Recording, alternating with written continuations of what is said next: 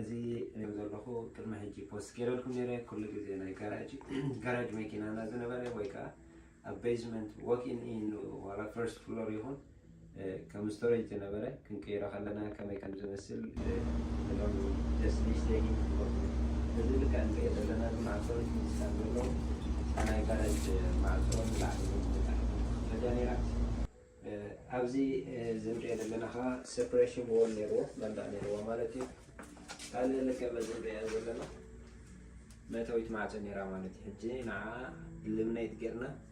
ሃፍ ወይ ፊኒስትራ ክንገብራ ኢና ከምዚ ትሪእዎ ዘለኹም ድማ እዛ ሲንክ እዚኣ ኣብዚ ነይራ ማለት እዩ ኣብዚ ነይራ ናይ ሲንክ ድሬን ነይራ ማለት እዩ ስለዚ እቲ ዝገበርናዮ እቲ መንደቕ ሞው ስለ ዝገበርናዮ እቲ ብድሕሪኡ ዘሎ እዚ ቦታ እዚ ኣብ ፌስና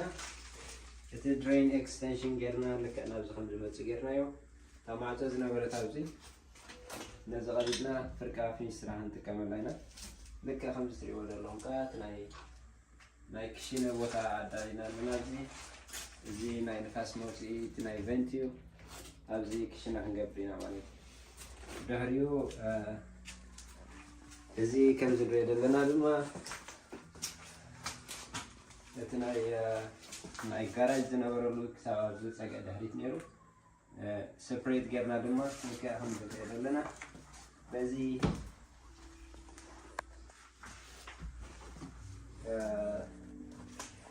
ኣጋጣሚ እንዳፈሓርናዮ ከለና ልክዕ ከም ትሪእዎ ዘለኹም ወርቂ ፀኒሐና እዩ ብዚ ገዛ ሰብ ገዛ ግን ነቲ ስራሕ ከይንቕፅሎ ጠጠው ኣቢሎም ናብ መንጎ ምክንያቱ እዚ ሓመድ መስመስ ክብል ምስ ረኣይዎ ኣጠራጢርዎም ናይ ወርቂ ክስታይ ከይህልዎ ቅድም ቴስት ክንገብሮ ኢና ኢሎም ጠጠው ኣቢሎም ንለው እዚ ልክዕ ከም ዝሪኦ ዘለና ከዓ እቲ ሜን ድሬን ላይን እዩ ካብ ላዕሊ ዝመፅእ ናፍቲ ሲቲ ስዌጅ ላይን ዝሕወስ ማለት እዩ ነዚ ምስኡ ጆይን ክንገብሮ ኢና ኣብዚ ስታንድ ሻወር ክንወስድ ኢና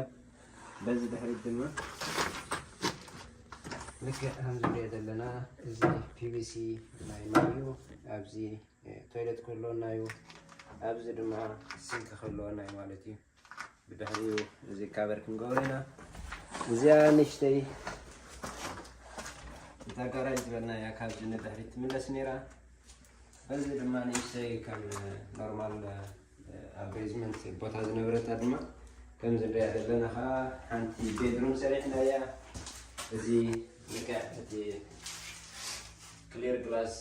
ክስታይ ዘሎ ከዓ ብርሃን እኹል ብርሃን ክኣትወና እዩ ማለት እዩ ስለዚ ሓንቲ ቤድሩም ስቱድዮ ሻወር ክሽነ ዝኸኣለት ርእሳ ዝኸኣለት ንእሽተይ ኣፓርትመንት ኮይና ኣላ ማለት እዩ እዚ ላይት ከዓ ልክዕ ከም ዝንሪኦ ዘለና ከዓ እዚ ሪሰስ ላይት ይበሃል ዝተፈላለየ ዓይነት ሕብሪ ኣለዎ ቀይሕ ፃዕዳ ወይ ከዓ እቲ ዴይ ላይት ሶፍት ዋይት ዝበሃል ሕብሪ ከምኡ ቀይርና ድማ ብድሕሪኡ ክሳይ ክንገብሮ ንኽእል ኢና ብድሕሪኡ ዝተርፈና ፓችን እዚ ፓች ኮይኑ ኣሎ ኦልሬዲ እቲ ዘድልና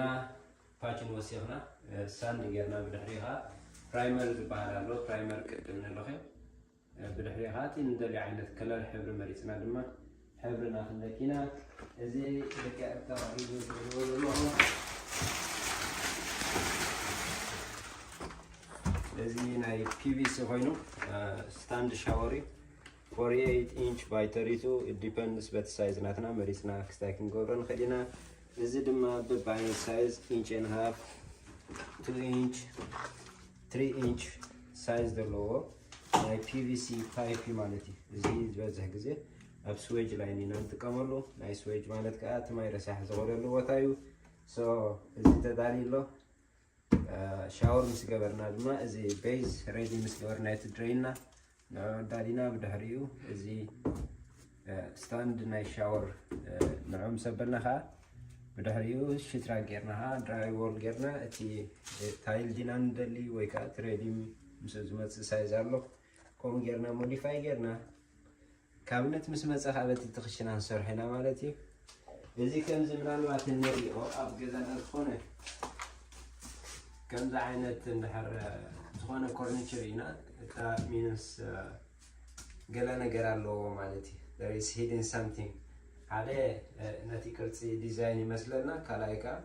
أو وشتو بزح نجار على مالتي so كنا عليه زين خيلا من جدي حالة انت يالله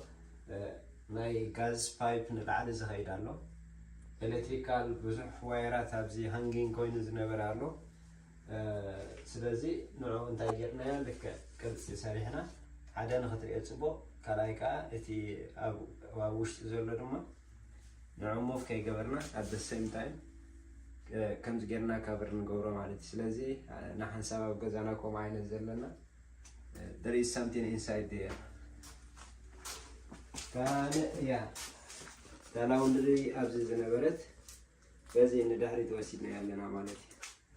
إذا كان أيتي central air وكان أي utility closet بحال my oil tank زلو ناي air condition زلو خا open زنبرت أبزنات مع سجرنا بزخانات مع سجرنا separate نقولنا مالتي إتلاون درد ما ندهري توسيدنا درينا تو في حنا بزمرت نزل كونكت نقولنا مالتي إذا أنا لومي إذا أتمثل إذا سميتو تري وزلهم يا دهر تورك مسترجع جزء تورك يشيك مسجرنا يوت عنده مسترجع جزء إذا concrete ready mixيو أو خلنا تراي ما يحاويش نفع كل مرسينا مالتي سلازي thumbs up share like subscribe بمقبل نباهم نقطفو ريموديلن ايديان كان نبا يقدفو أبكتسالي بخال أقسام راحب السلام والسلام thank you نجركم نابو بونزا بو كتكاتاتو لتخليهم اتلينك خا افتي باير لكم مالتي سلام كلهم تخاتاتلتي قري برودكشن كما يتخونون كما ياللهم انبارك كم نسرت تي حابيرنا زنبرنا بوست زبلنا يون نلومي حاونا ريليتر دسالي كاب نيفادا لاس فيغاس أف ساعات مثلنا له السؤال لو معلتي بمنتهينا خلنا علل اتزلنا علال اب جزا انفستمنت ويكا كم فيرست بايرز كوينا كم غورو زلنا ويكم فلتر زغبانا انفورميشنات كل حزلنا مثل دساله حاونا زين بتيك توك تكاتاتلنا دلهم كا ناو ندرجه ينكركمنا حاده خلنا مالتي سلازي ويلكم دسحونا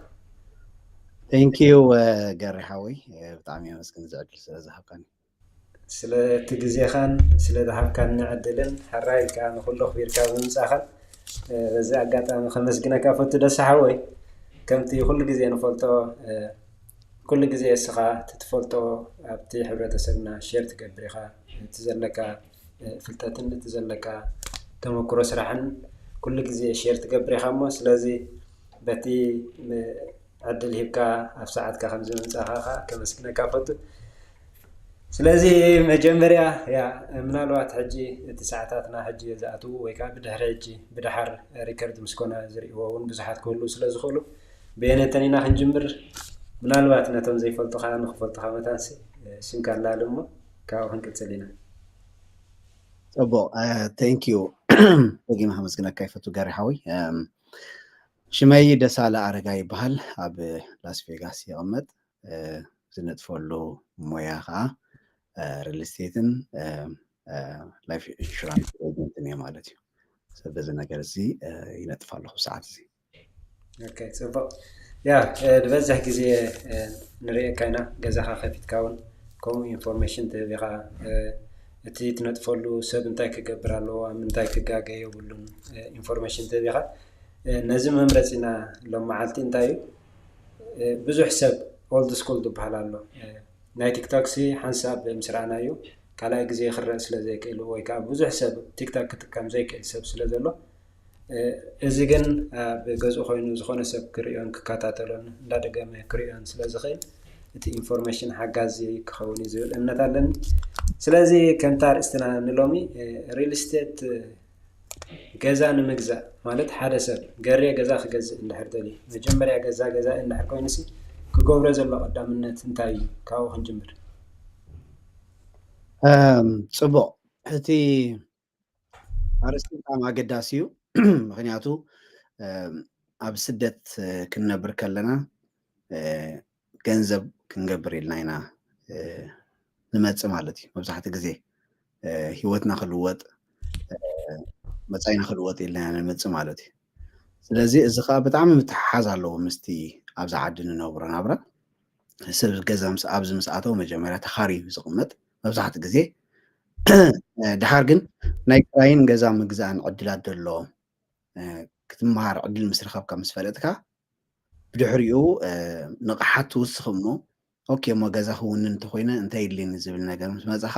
ብጣዕሚ ትቀሊል ዝኾነ ሲስተም ክትመሃር ትጅምር ካብ ጅባኻ ሙሉእ እቲ ገንዘብ ኣይድልየካን እዩ ብልቓሕ ኢኻ ትግዝኦ ብዙሕ ረብሓታት ኣለዎ ክንዝርዝሮ ኢና ፀኒሕና ማለት እዩ ስለዚ ሓደ ሰብ መጀመርያ ገዛ ክገዝእ ክሓስብ ከሎ እቲ ረቑሒታት ከማልእ ኣለዎ እቲ ቀዳማይ ረቑሒ መጀመርያ ስራሕ ክህልወካ ኣለዎ ማለት እዩ ገዛ ክገዝእ ኢልካ ትሓስብ ከለኻ ስራሕ ናይ ግድን ክህልወካ ኣለዎ ምክንያቱ እሳታ ቀዳሚት እሳቶም ዝርእይዋ ማለት እዩ ከለቁሑካ እንድሕር ኮይኖም ኦኬ ነቲ ነለቅሓካ ገንዘብ ክትመልሰሉ ትኽእል ዓቕሚ ኣለካ ዶ ስራሕ ኣለካ ዲሎም ቸክ ዝገብርዎ ነገር ሰብ ማለት እዩ ንሱ ቀፂሉ ዝኸይድ ክሬዲት ስኮር እዩ ማለት እዩ ክሬዲት ስኮር ማለት እቲ ቀላሲ እዩ ኣብዚ ጉዳይ እዚ ድሕሪ ስራሕ ብድሕሪኡ ከዓ ኦኬ ክሬዲት ስኮርካ ክንደይ እዩ እስኻ መምዘን ኢኻ ትኸፍል ዲኻ ኣይትኸፍልን ኣብ ሰዓቱ ትኸፍል ዶ ይትኸፍልን ዝብል ነገራት ክመዝኑኻ ተኮይኖም በቲ ክሬዲት ስኮር እዮም ዝርእይዎ ክሬዲት ስኮር ከዓ ኣብ ብዙሕ ነገር ይምርኮስ መብዛሕትኡ ግዜ ኣብ ክሬዲት ካርድ ወይ ከዓ ኣብ ትወስዶ ዓይነት ልቕሓት እዩ ዝምርኮስ ስለዚ ዝለካ ልቕሕ ክትከፍል ከለኻ ከም መተኣማመኒ ክወስድዎ ይኽእሉ ኦኬ እዚ ሰብ ኣብ ሰዓቱ ክኸፍል ይኽእል እዩ ኢሎም መምዘኒ ስለ ዝጥቀምሉ ክሬዲት ስኮርናኻ ብጣዕሚ ወሳንነት ኣለዎ ማለት እዩ እተን ቀንዲ እዚአን ገዛ ክገዝእ ክሓስብ ከሎ ሰብ መጀመርያ ክሓስብ እንደለዎ ምስ ገንዘብ ብዝተሓሓዝ ሰብ ክሓስቦ ዘለዎ ወይ ከዓ ክዳለወሉ ዘለዎ ከዓ ገዛ ክትገዝእ ክትሓስብ ከለካ ዕርሙን ዝበሃል ኣሎ ዳውን ፔይመንት ነዚ ምድላዋት የድሊ ማለት እዩ መብዛሕትኡ ግዜ 3 ወይ ከዓ 3.5% ናይቲ ትገዝኦ ደለካ ገዛ ወይ ክትገዝኦ ትሓስብ ደለካ ናቱ ከድልየካ ማለት እዩ እቲ ዕርሙ ዳውን ፔይመንት ማለት እዩ ምስኡ ዝኸይድ ክሎዚንግ ኮስት ኣሎ ሓደ ግዜ ለቓሕ ክትረኽበሉ ኣሚን ሓገዝ ክትረኽበሉ ትኽእል ወይ እውን እቲ ዋና ገዛ እንድሕር ደኣ ደስፕሬት ኮይኑ ገዛ ንክሸጦ ከፍለልካ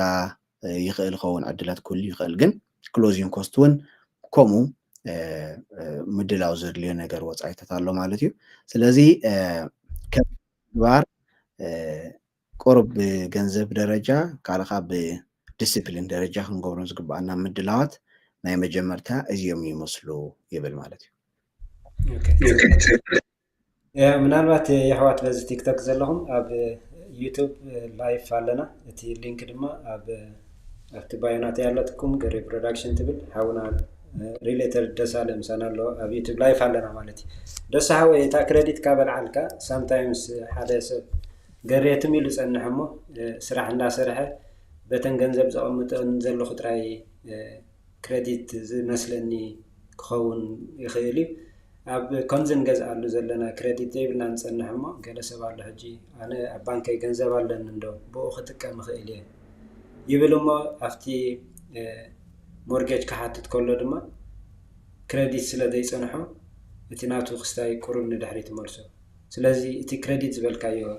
እንታይ እዩ ማለት ከመይና ክሬዲት ስኮርና ቢልድ ኣፕ ክንገብር ንኽእል ኦኬ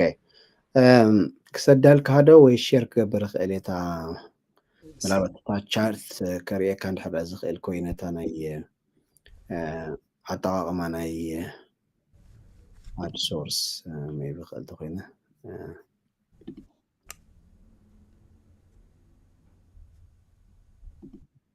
እስኪ ፈትና ኦኬ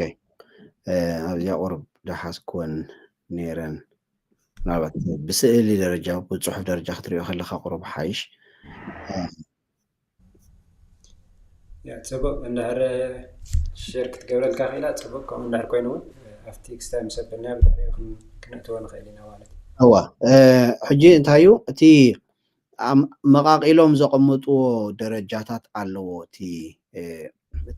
ክሬዲት ስኮር መለክዒታት ኣለዎ ብዙሕ ነገር ማለት ሕጂ ንዕኡ እንድሕር ዳኣ ተረዲእናዮ ምናልባት ክሕግዘና ክእል እዩ ነቲ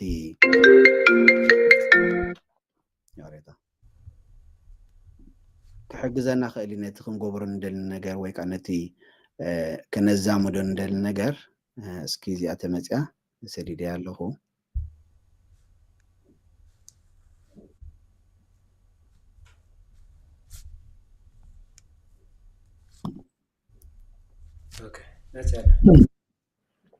ኦኬ ትራየኩም ኣላ ኦኬ ፅቡቅ እጂ ዙም ኢን ወይ ዙም ኣውት ክትገብራ ትኽእል ገሪሓዊ ቅርብ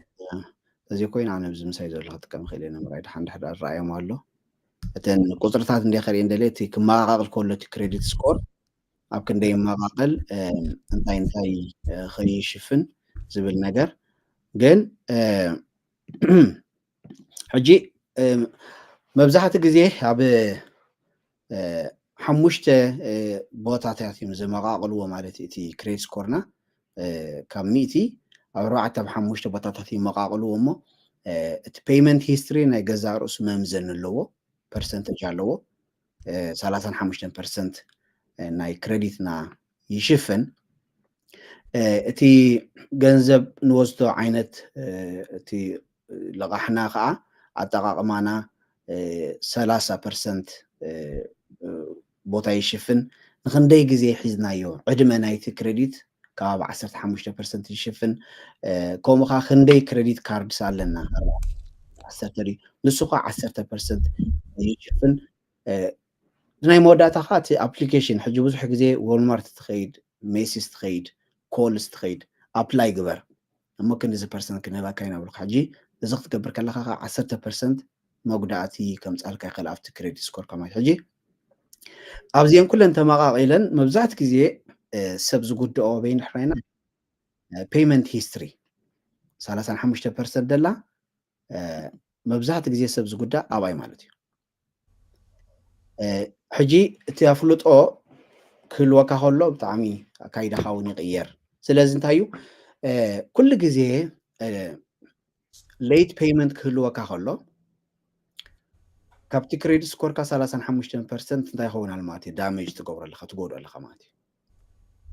ሕጂ ፅቡቅ 750 ክሬዲት ስኮር ፀኒሕካ ሌት ፔይመንት እንድሕር ተዘውትር ኣለካ ግን እንታይ ካ ትገብር ኣለካ ማለት እዩ ነታ 35 ክፋል እቲ ዝበዝሐ ዳርጋ ንበሎ ክፋል ናይቲ ክሬዲት ስኮርካስ እንታይ ይኸውን ኣሎ ይጉዳእ ኣሎ ሕጂ ክርዳኣና ዘለዎ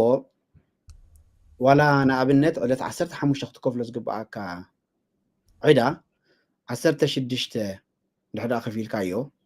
ሕጂ ብዙሕ ግዜ እንታይ ንብል ኦኬ ንፅባሕ ትኸፊል እየ ድሓን ገንዘቦም እዩ ዘድልዮም ስለዚ ወላ ሓንቲ ኣይጎዳእንን እዩ ዝብል ኣተሓሳስባ ክህሉ ይኽእል እዚ ግን ጌጋ እዩ ምክንያቱ ክልተ ኣካላት እዮም ደለዉ ንክሬዲት ስኮርና ዝከታተልዎ ሓደ እቲ ባንክ ወይ ከዓ እቲ ዘለቅሓና ኣካል ክኸውን ከሎ ካልኣይ ከዓ እቲ ክሬዲት ቢሮ ዝበሃል እዩ ማለት እዩ ሕጂ እቶም ክሬዲት ቢሮ ገንዘብ ክፈል ኣይትኽፈል ወይ ረስዓዮ ይትረስዓዮ ብኡ ጌርካ ጥለሞም ኣይትጥለሞም ኣይገድሶም እዩ ንሳቶም ሓንቲ እያ ስርሖም ሌት ፔይመንት ክትገብር ከለካ ኤክስ ይገብሩ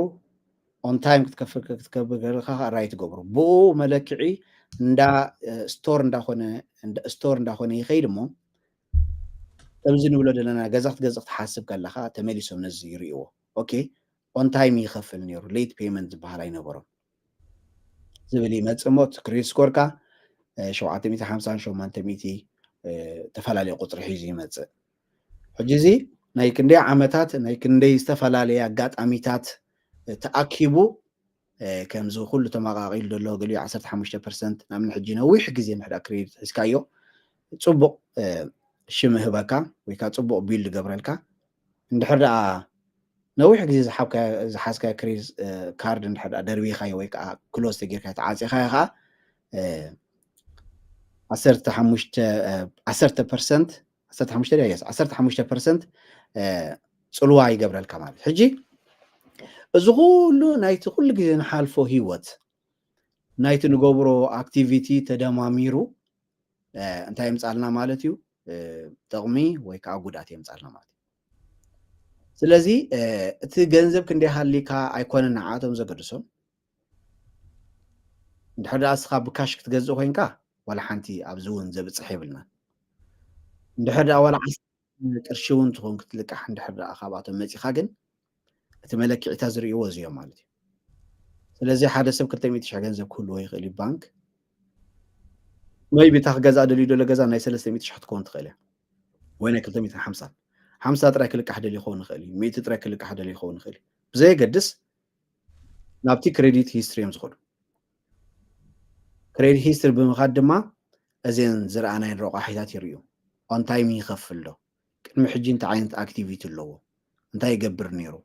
አጣቃቆሙ ከመዩ እንዳበሉ ነዚ ሁሉ ነገር ሪኦም ድሓር እቲ መለክዒታት ናቶም ጌሮም ንኽትገዝእ የፍቅዱልካ እቲ ዓቐን ገንዘብ ዝህቡኻ እውን ክውስኖ ይኽእል እዩ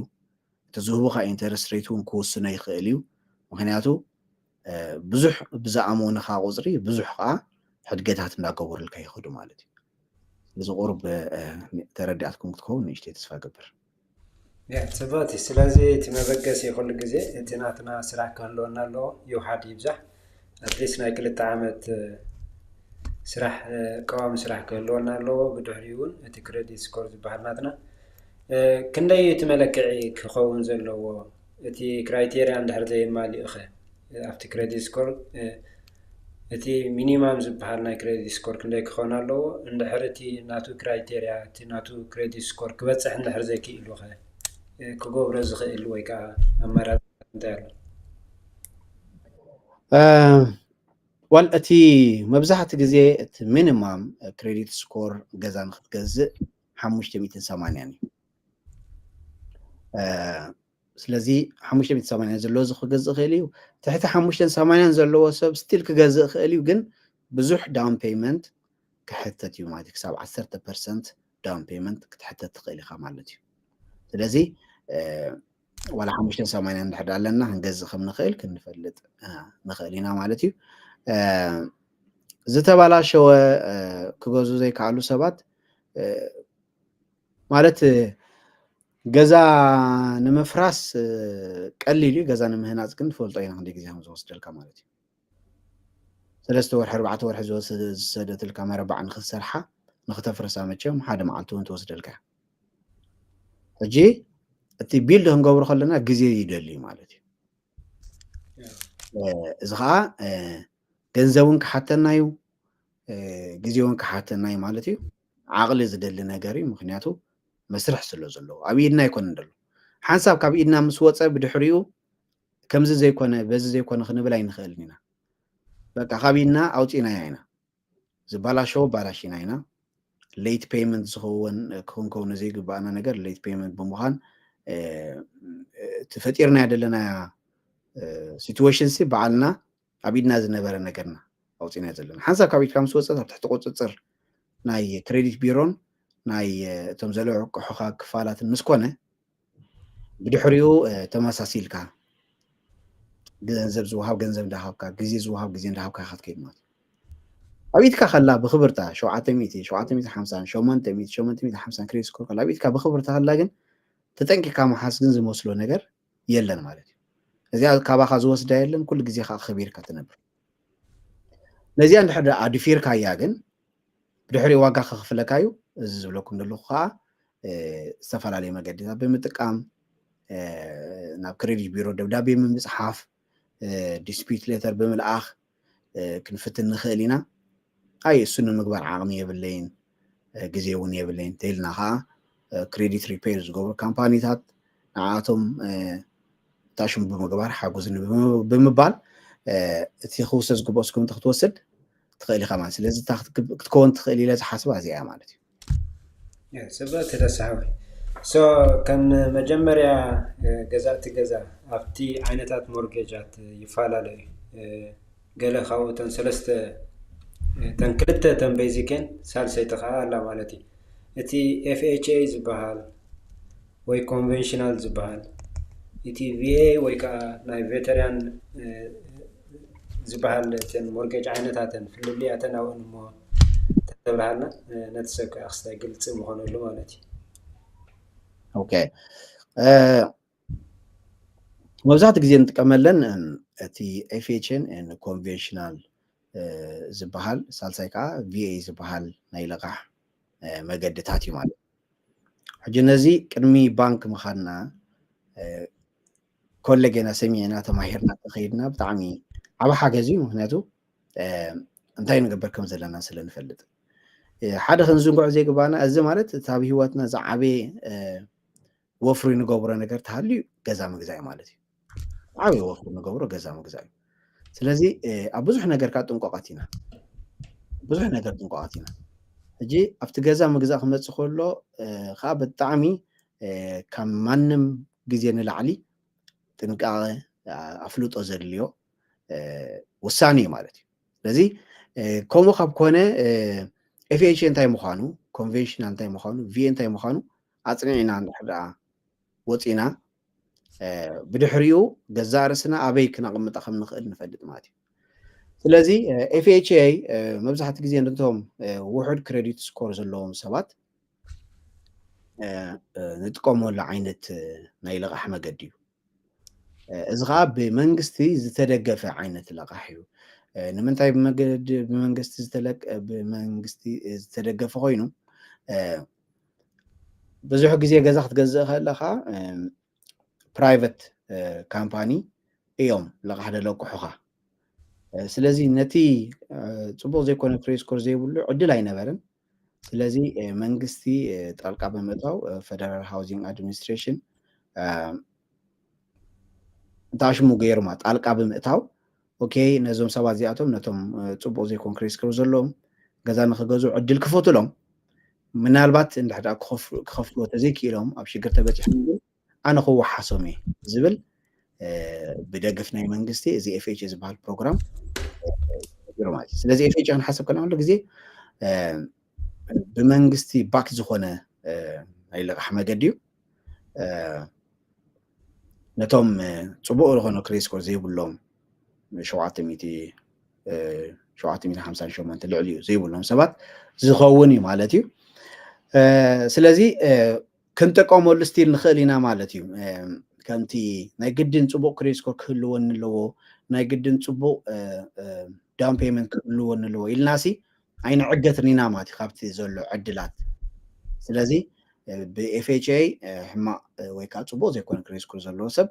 ገዛ ክገዝእ ከም ዝኽእል በዚ ናይ ኤፍኤችኤ መገዲ ንርዳእ ማለት እዩ ያው ኮንቬንሽናል ብኣንፃሩ ፅቡቅ ክሬዲት ስኮር ዘለዎ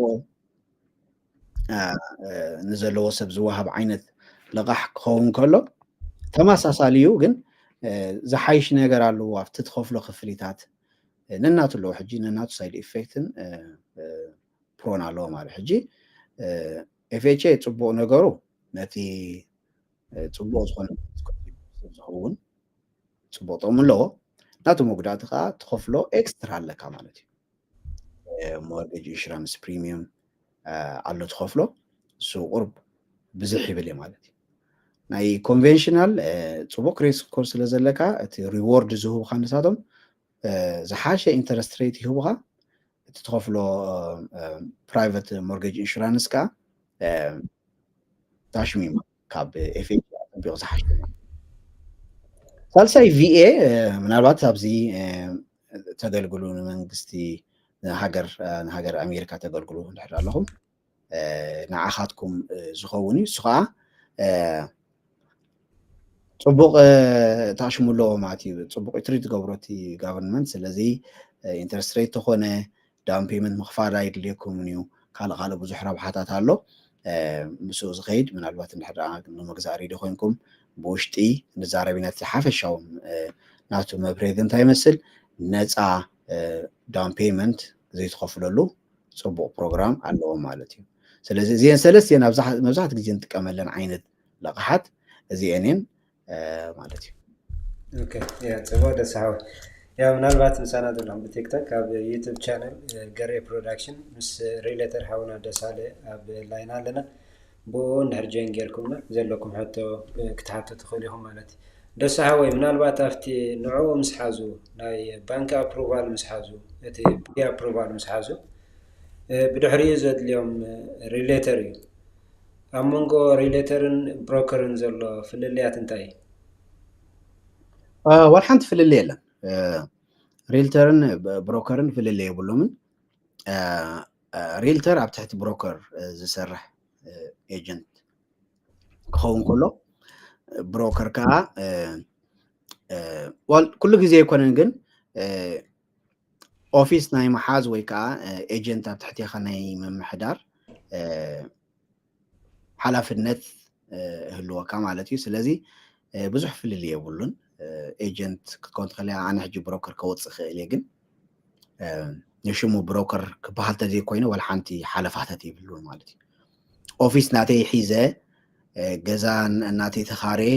ሽም ናይ ብሮከር ያውፅአ ኣብ ትሕተይ ኤጀንት ሒዘ ተዘይሰሪሐሲ ፍልል የብሉን ስለዚ ብሮከር ኢልካኒ ኤጀንት ኢልካኒ ፍልል የብለንን ማለት እዩ ኣብቲ ስራሕ ዝሰርሖ ስራሕ ሓንቲ እዩ ስለዚ እቲ መጀመርያ ንዑ እቲ ፕሪ ኣፕሩቫል ምስ ሓደ ሰብ ካውኑ ድሓር ሪሌተር ሒዙ ገዛ ናይ ምድላይ ይጅምር ማለት እዩ ኣብ ገዛ ምድላይ ምስ መፀ ገለ ካብቲ ተመኩረት እንታይ ኣሎ ምናልባት ሕጂ ሓደ ሰብ ገዛ ኣፕሩቭ ተባሂሉ እቲ ኦፈር ናቱ ምስ ተቐበልዎ እንታይ ክገብር ዘለዎ ኦፈር ናይ ገዛ ናይ ሓደ ገዛ ኦፈር ምስ ሃበ እቲ ዲል ምስ ገበረሲ ክገብሮ ዘለዎ ኣብዚ ኩነታት እዚ ክሳብ እቲ ናይ ምፍርራም ዘሎ ግዜስ እንታይ ክገብር ኣለዎ ፅቡቅ ሓሳብ ፅቡቅ ሕቶ እቲ መብዛሕትኡ ግዜ ገዛ ክገዝእ ሰብ ክሓስብ ከሎ ኣብ ኦፊስ ኮፍ ኢልና ንዘራረቦ ነገር መጀመርያ እዚ ማለት እዩ ሓደ ሰብ ኣፕሩቫል ወረቐት ምስ ረኸበ ኮፍ ኢልና ንዘራረበን ተን ፕሮሰስ እየን ማለት እዩ እቲ ፕሮሰስ ካብ ገዛ ምድላይ ጀሚርካ ገዛ ምስ ረኸብካ ኦፈር ምእታው ኦፈር ምስ እተኻ ምስ ተቐበልካ ብድሕሪኡ ዘሎ ናይ ኢንስፔክሽን ስራሕ ናይ ኣፕሬዛል ስራሕ ዝኣመሰሉ ነገራት እቲ ፕሮሰስ እዚ ናት ንምህሮም ወይ ከዓ ትነዳልዎም ምድላው ማለት እዩ ኣብ ጎኒ ናይ ሪል ስቴት ኤጀንት ስራሕ እዚ ማለት እዩ እቲ ኤቭሪ ስቴፕ ጋይድ እንዳገበርካ ንጥቕሚ እቲ ሒዝካ ዘለካ ክላየንት ደው ኢልካ ትሰርሕ ማለት እዩ ስለዚ ልክዕ ገዛ ምድላይ ምስ ጀመርካ ገዛ ምስ ረኸብካ እቲ ኤጀንት ፈትያ ኣለኹ እዛ ገዛ ምስ በልካ ምስቲ ነታ ገዛ ሒዝዋ ደሎ ኤጀንት ሊስት ገይርዋ ደሎ ምስኡ ብምርኻብ እቲ ዘሎ ኩነታት ኣብይ በፂሑ ኣሎ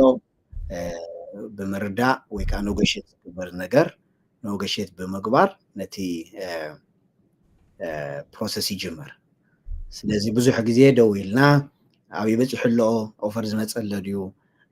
እንታይ እዩ እቲ ድሌታት ናይቲ ዋና ገዛ ንሓትት ስለዚ ብዙሕ ግዜ ብዙሕ ገንዘብ ኣይኮነን ኮሚኒኬሽን እዩ ዋና ማለት እዩ ኤጀንት ነቶም ናትካ ክላየንት ሪፕሬዘንት ክገብሮም ከለካ ኣብዚ ይደሎ እቲ ምስጢር ማለት እዩ ምስቲ ኤጀንት ብምዝራብ ድሌት ናይቲ ኤጀንት ጥራይ ደይኮነስ ድሌት ናይቲ ዋና ገዛ እንታይ ምዃኑ ክትርዳእ ትፍትን ሓደ ግዜ ብዙሕ ገንዘብ ከይከውን ይኽእል ድሌቶም ቀልጢፎም ክዓፅው ይደልዩ ይኾኑ ወይ እውን ክሎዚንግ ኮስት ኣይትሕተትነ ዝብል ይኸውን ወይ ናይ ከምዚ ኣይትግበሩ ዝብል ይኸውን ጠለባቶም ክትርዳእ ትፍትን ዝሕልፍ ዝበለ ማለት ስለዚ ድሌታቶም እንታይ ምዃኑ ምስ ተረዳእካ ምስ ናትካ ክላየንት ገዛ ክገዝእ ደልዩ ደሎ ናትካ ክላየንት ኮፍ ኢልካ ኦኬ እቲ ነገር ከምዚ ይመስል ኢልካ ብምዝርራብ ኩነታት ተረድኦም ሽዑ ካብቲ ድሌታት ናይቲ ዋና ገዛ ተበጊስካ ከዓ እንድሕር ስቲል እቲ ድሌታት ኣሎ እቲ ኣፕሊኬሽን ሳብሚት ይግበር እቲ ኦፈር ትፅበህ ሰማዕት ትድር ባዕል ትፅበህ ምስ ተቐበልዎ ነቲ ኦፈር ኣብ ፕሮሰስ ንምእታው ኤርነስት ማኒ ተእቱ ማለት እዩ ውሕስን ማለት እዩ ኤርነስት ማኒ መብዛሕትኡ ግዜ 1% ናይቲ ገዛ እዩ ስለዚ 300,000 ተኮይኑ 3,000 500,000 ገዛ ተኮይኑ 5,000 ሕጂ ዳውን ፔይመንት ኣይኮነን ኤርነስት ማኒ ዝበሃል መዋሓሲ ማለት እዩ ሕጂ ካብቲ ድሓር ትኸፍሎ ናይ ዳውን ፔይመንት እዚአን ኣብ ጉዲልካ ኢኻ ተእቱ ማለት እዩ እቲ ዳውን ፔይመንት ስለዚ 5,000 ተሕጃ ማለት እዩ እቲ ትገብሮ ዓዲ እሲ ተሕጃ ቀዳምነት ዝኽፈል ኦኬ እቲ ግራንት ዝበሃል ምናልባት ኣብዚ ዘለናዮ ብዚ ፔንሲልቬንያ እንታይ ኣሎ ሓደ ሰብ እንድሕር ኣፕሮቭ ኮይኑ 6% of purchase price ካብቲ ስቴት ሓገዝ ይረክብ ማለት እዩ እጂ ኣብዚ ምናልባት ከመይ ካብ ስቴት ናብ ስቴት ይፈላለ ድዩ ዋላ ከመይ ግራንት ዝበሃል እንታይ እዩ ምናልባት ኣብቲ ዘለኹም ስቴት ሓደ ዲ ምዝናይ ዝዓዲ ዘለናዮ ስቴት ይፈላለ ድዩ እንታይ እቲ ግራንት መን ይኽረኽቦ ዝኽእል هو ግራንት መብዛሕትኡ ግዜ ንዝኾነ ሰብ ድልው እዩ ክወስድ ንዝደሊ ሰብ ሕጂ ኣማፃፅኡ ተፈሊጥናዮ ምናልባት ንምንታይ እንታይ ድብል ክመለሰልና ይኽእል እየ ተስፋ ገብር መንግስቲ ገንዘብ የዳሉ ሓገዝ ኢሉ ሕጂ መንግስቲ ምስ ኣዳለዎ ግን መንግስቲ ይኮነ ዝህበካ ኤጀንት ኣለው ነቲ ስራሕ ዝወስድዎ ኮንትራት በሎ ኮንትራት ወስዶ ማለት እዩ ስለዚ እዞም ሰባት እዚኣቶም መንግስቲ ይኮኑ ናብ ሰዓት እዚ ሕጂ ውልቀ ካምፓኒ ማለት እዩ ስለዚ እዚ ካምፓኒ ካ ገንዘብ ክገብር ኣለዎ ማለት እዩ ስለዚ ምስቲ ሞርጌጅ ካምፓኒ ዝሰማምዑ ምስምማዕ ኣሎ ዝገብርዎ ነገር ኣሎ ገንዘብ ክገብሩሎም ኩሉ ገንዘብ ኣብ ምግባር እዩ ዘሎ ማለት እዩ ማንም ሰብ ንዓኻ ንምሕጋዝ ዝመፅእ የለን ኣብ ኣሜሪካ ክንፈልጣ ዘለና ነገር ፍሪ ትበሃል ነገር የለን ስለዚ እቲ ዝህቡኻ ገንዘብ እቲ ኤጀንሲ ይረብሓሉ እዩ ሕጂ ብኸመይ ይረብሓሉ እቲ ውሽጢ ናተይ ስራሕ ኣይኮነን ኣብኡ ስለዘይስርሕ ዝንትና ይብልኒ ግን እንታይ ኢኻ ትርኢ ኣብቲ ኢንተረስት ሬት ሃየር ይኸውን ናትካ እንድሕር ዳውን ፔመንት ሓቲትካ ሶ መብዛሕትኡ ግዜ መብዛሕትኡ ግዜ ዝጥቀሙ ነገር እንታይ እዩ እተን ዝሓገዙኻ ገንዘብ ብሬክ ዳውን ይገብርዎን 15,000 ተኮይና 15,000 ኣብ 15 ወርሒ ድዮም ኣብ 20 ወርሒ ድዮም ዝርዝር ኣቢሎም يغمطون ስለዚ ኣብኡ ይውሳኻ ማለት እዩ ኣብቲ ፔይመንት ኣብቲ ኢንትረስት ሬት ሃይር ኸውን ይሽተይ ሳቶም ካ ይረብሑ ማለት እዩ ሕጂ እንድሕር ኣይ ምናልባት ኣብኡ ምስኣትኻ 3 ዓመት ክትሸይጥ ትኽእል ኢኻ ገለ ኢሎም ዘቐምጥዎ ቅድመ ኩነት ኣሎ ሕጂ እዚ ቅድመ ኩነት ምናልባት ንዝብሎ ዘለና መልሲ ክኸውን ይኽእል እዩ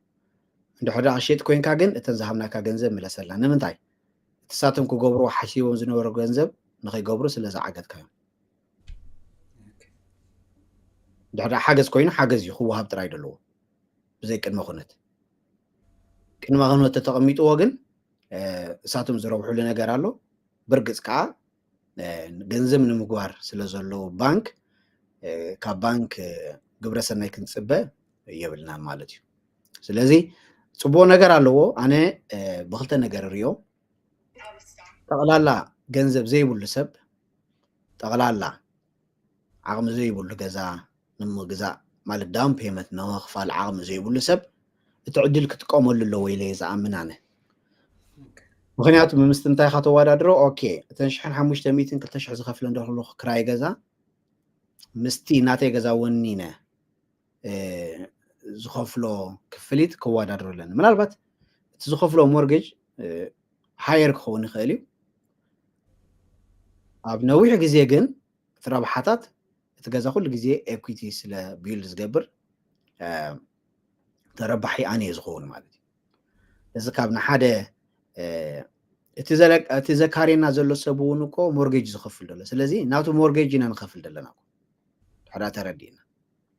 ስለዚ ዋላ ዳውን ፔይመንት ሃየር ኢንተረስት ሬት ይኹን ካብ ናይ ሓደ ሰብ ሞርጌጅ ምኽፋል እቲ ዘካርየካ ደሎ نيشتي توضعها نيشتي هاير انترست كفيل كان حجي كن تنتخفلن ولا 500 تكون ورحوي ناتكا مورجج كخيت كله اصبيق يبلط مالتي ስለዚህ ነቲ ገንዘብ ዘይባሃል ዘይብሉ የተዋውዑ ولا انترست ريت نيشتي هاير يكون ምስቲ ዘለኻ ከተዋዳድሩ ነቲ ገንዘብ ዘለዎ ግን ገንዘቡ ተጠቂሙ ገዛ ተገዘ ይሓይሽ ካብ ሃይር في تخفل زي الحساب على اوكي صبات ስለዚ ነቲ ዘይብሉ ንኽብገስ ጽቡቕ ተኸፋሊ ካፍቲ ሞርጌጅ ዝውሰድ ግን ከም ዘለዎ ንምፍላጡ ግን ጽቡቕ ደሳሃወይ ምናልባት ኣብቲ ናይ ግዜ ኣፕሩቫል ወይ ከዓ ናይ ኦፈር ምስ ተቐበልዎ ኢንስፔክሽን መን እዩ ክገብሮ ዘለዎ ኢንስፔክሽን ምግባር ከኣድላይ ዲ ጽቡቕቲ ሕቶ ገሪሓወይ ኢንስፔክሽን ኣነ ከም ደሳለ ኣገዳሲ ይብል ምርጫ ናይቲ ገዛ ዝገዝእ ዘሎ ይኸውን ኣገዳሲ እዩ ዝኸፍሎ ዋና ገዛይ እቲ ዝገዝእ ዘሎ ሰብ ክገዝእ ተበጊሱ ዘሎ ሰብ ናቱ ሓላፍነት እዩ ክኸፍሎ ኢንስፔክሽን ኣፕሬዘል ዝኸፍለን እቲ ገዛ ክገዝእ ዝዳሎ ዘሎ ሰብ ስለዚ ኢንስፔክሽን ብጣዕሚ ጽቡቕ እዩ ምክንያቱ ክኢላ መፅኡ እቲ ኩሉ ዘሎ ሲስተማት ኣብቲ ገዛ ዋላ እውን ምስ መሰረት ናይቲ ገዛ ዝተሓሓዝ ምስ ስትራክቸር ናይቲ ገዛ ዝተሓሓዝ ኤሲ ይኹን ፕላሚንግ ይኹን ኤሌክትሪክ ይኹን ኮታ ነዚ ነገር እዚ ናይቲ ገዛ ኩነታት ኣበይ ከም ዘሎ ኣፃሪዩ ቸገሩ ዝነግረካ ኣካል ስለ ዝኾነ ብጣዕሚ ኣገዳሲ ይብላነ እቲ ክኸፍሎ ዝግባእ ኣካል ከዓ እቲ ገዛ ክገዝእ ዝዳሎ ሰብ እዩ ስለዚ ንዕኡ ኢንስፔክት ምስ ገበረ ድሕሪኡ እቲ ፕራይስ መልሾም እንታይ ዝበሃል ዲል ክገብሩ ይኽእሉ እዮም ማለት እዩ ኣብ ዝተዓራረ ኣብኡ ሕጂ ኔጎሽት ክትገብር ሓግዞም እዩ ማለት እዩ ሕጂ ኣብቲ ኢንስፔክሽን ዝመፅእ ነገራት ናይ ግድን ክህሉ እዩ ዋይ ንድሕዳ ኢልካኒ ፀገም ንክረክብ ኢኻ ትኸፍሎ ዘለካ ነቲ ኢንስፔክተር ፀገም ረኸብ ኢኻ ትብሎ ዘለካ እሱ ከዓ ከም ዝኸፈልካ ክስምዖ እንድሕዳ ኮይኑ ፀገም ክረክብ ኣለዎ ወላ ፀገም ኣይሃሉ ምክንያቱ እንታይ ደይ ሳምታይምስ ኣይንፈልጦን ኢና እቲ ኮስሞቲክ ብዓይንኻ ዝርአ ጥራይና ንርኢ ከም ገዛእቲ እንድሕር ኮይንናኻ ሳምታይምስ ከምዚ እንታይ ንኸውን ኢና ድልየ ስለ ዘሎ ናይ ምግዛእ በቃ እዚኣ ገዛ እዚኣ እስክትሓልፈኒ የብላን ኢልና ጥራይ ህሩግ ኢልና ንኣትዎ ግዜ ኣሎ እቲ ሪል ስቴት ድማ ኣብዚ ዝጠቕመና ማለት እዩ እዚ ከምዝን ከምዝን ስለ ዝኾነ ከምዚ ተገበርኩም ሕሸኩም ኢሎም ኣድቫይስ ዝህቡና እቶም ሪል ስቴት እዮም ማለት እዩ ሕጂ ኢንስፔክት ምስ ኣግበርናዮ ድማ እንድሕር ካብኡ ዝተዓራረ ኣለዎ ኣድቫይስ ዝበልና እቲ ኢንስፔክተር ማለት ከምዚ ቼክ ዝገብረልና ማለት እዩ ዝኾነ ነገርሲ እቲ ብፍላይ ድማ ናይ ኤር ኮንዲሽን እንድሕር ኣለዎ ኮይኑ ትገዛ ናይ ኤሌክትሪክ እንድሕር ብልሽት ኣለዎ ኮይኑ ማይ እንድሕር ሩፍ ዝፈስስ እንድሕር ኮይኑ እቲ ማይ መውዓይ ፀገም ኣለዎ ድየብሉን ነዚ ኩሉ ብፍላይ ነቲ ቀንዲ ቀንዲ ብዓይንኻ ዘይርአ ነገራት ቼክ ዝገብሩልና እቶም ኢንስፔክተር እዮም ማለት እዩ ስለዚ ናይ ግድን 700-600 ናይ ኢንስፔክሽን ከይንኸፍል ክንብል ዘይንፈልጦ ገዛ ዝዓበየ ክስታይ ከይኮነና ምእንቲ ኢንስፔክተር ኣምፂና ኢንስፔክት ክነግብሮ ኢንስፔክተር ተዘይብልና ኮይኑ ከዓ ነቲ ሪል ስቴት ሒዝናዮ ዘለና ንሕና ንዕኡ እንድሕር ሓቲትናዮ እሱ ዝሰርሓሎም ዝፈልጥዎም ከምፁልና ይሕግዙናዮ ማለት እዩ ስለዚ ፅብቕቲ እያ ደሳሓወ ኣብኡ ምስ ከድና ንሓንሳብ እንታይ መፅኡ ቅድሚቲ ናይ ኣፕሬዛል ወይ ከዓ ሰትልመንት ናይቲ ገዛ ምውድኡ እንታይ መፅኡ ኦኬ በቃ ተቐቢሎም እኒኦም ኢልካ ተሓጎስ ሽዑ ብድሕሪ ዝረአካ እንድሕር ኣድሊ እንታይ ከም ሓድሽ ገዛ ሓድሽ ንብረት ክትገዝእ ሳሎን ክትቅይር ወይ ከዓ ዘድልየካ ኣብቲ ገዛስ ምድላዋት ዝበሃል ኣሎ ኣብቲ ናትና ብፍላይ ሕብረተሰብ ማለት እዩ ኣብዚኢታት ክግበር ዘለዎ ወይ ከዓ ዘጋጥመኩም ኣብ ከምዚኢታት ግዜ ዘጋጥምሲ እንታይ እዩ ከም ልምዲ ክውገድ ዘለዎ ኔጌቲቭ ነገራት እንድሕር ኣሊ ብጣዕሚ ፅብቕቲ ሕቶ ገሪሓወይ እዚኣ ኣገዳሲት እያ ብዙሕ ግዜ ከም ዝበልካዮ ሰብ በቃ ኣፕሩቭ ምስተባህለ በቃ ሰሙን ክልተ ሰሙን ተሪፍካ ተዳሎ ምስተባህለ እታ ቀዳሚት ኣብ እምሮ ትመፅእ ነገር ኣብ ሓድሽ ገዛ ሓድሽ ሳሎን ኣብ ሓድሽ ገዛ ሓድሽ ፍሪጅ ዝብል ነገራት እዩ ዝመፅእ ሕጂ እዚ እንታይ እዩ ክሬዲት ካርድ ምሽርጣጥ ይመፅእ ማለት እዩ ሕጂ ኣብዚ እንታይ ሽግር ይፍጠር ክሳብ መፍትሒ ትርከብ እቶም ኣንደር ራይተርስ ዝበሃሉ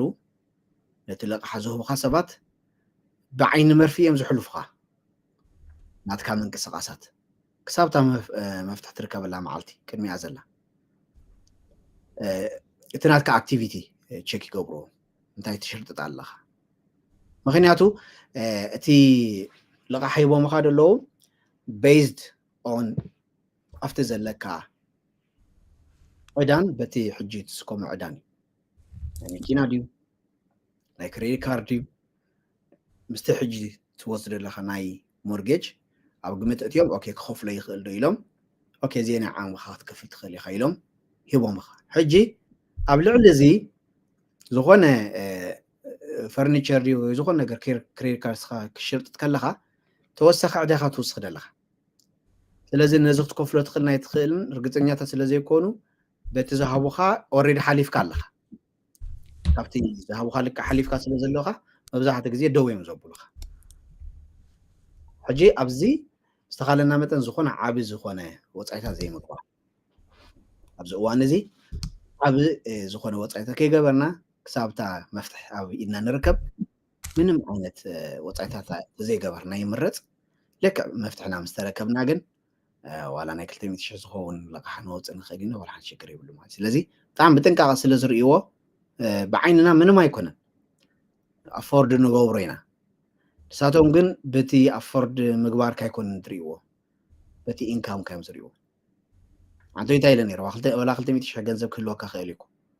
እታ ትገዛእ ዘለካ ገዛ 300,000 ትከውን ትኽእል እያ ግን እሳቶም በታ ኢንካምካ እዮም ዝመዝኑኻ እምበር በቲ ዘለካ ገንዘብ ኣይኮነን ስለዚ ትስኻ ክትገዝኦ ትደሊ ነገር ኣፎርድ ክትገብሮ ትኽእል ኢኻ ቁሙጥ ገንዘብ ኣለካ ሓሲብካ ክትገብር ዘለኻ እሳቶም ግን ብካልእ ዓይኒ እዮም ዝርእይዎ ኩል ነገር ኣብቲ ናትካ ኢንካም ተመርክሶ እዩ እሳቶም ዝገብርዎ ግምታት ስለዚ እሳ ታሽሙ ንምግባር ብዝተኻለና መጠን ዝኾነ ይኹን ክሬዲት ካርድ ኣጠቃቅማ ዋላ ባንክና እውን ንገብሮ ምንቅስቃሳት ብጣዕሚ እዮም ዝርእይዎ ብጣዕሚ ስለዚ ብጥንቃቐ ክንሪኦ ክንክእል ኣለና ብዙሕ ኣክቲቪቲ ዘይገበርና ካ ይምረፅ ስባት ምናልባት እዚኣ ናይቶም ጀንበርቲ ገዛ ዝገዝኡ እንድያ ኣብ ካልኣይ ገዛ ማለት ሓደ ገዛ ኣለዎም ኮይኑ ሕጂ ኦልሬዲ ታይምስ እንታይ ጋጥሚ እቲ ገዛ ንገዝኦ እሞ ኣብ መንጎ ዝተወሰነ ዓመታት ከዓ ናይ ምቕያር ቦታ የጋጥም ማለት እዩ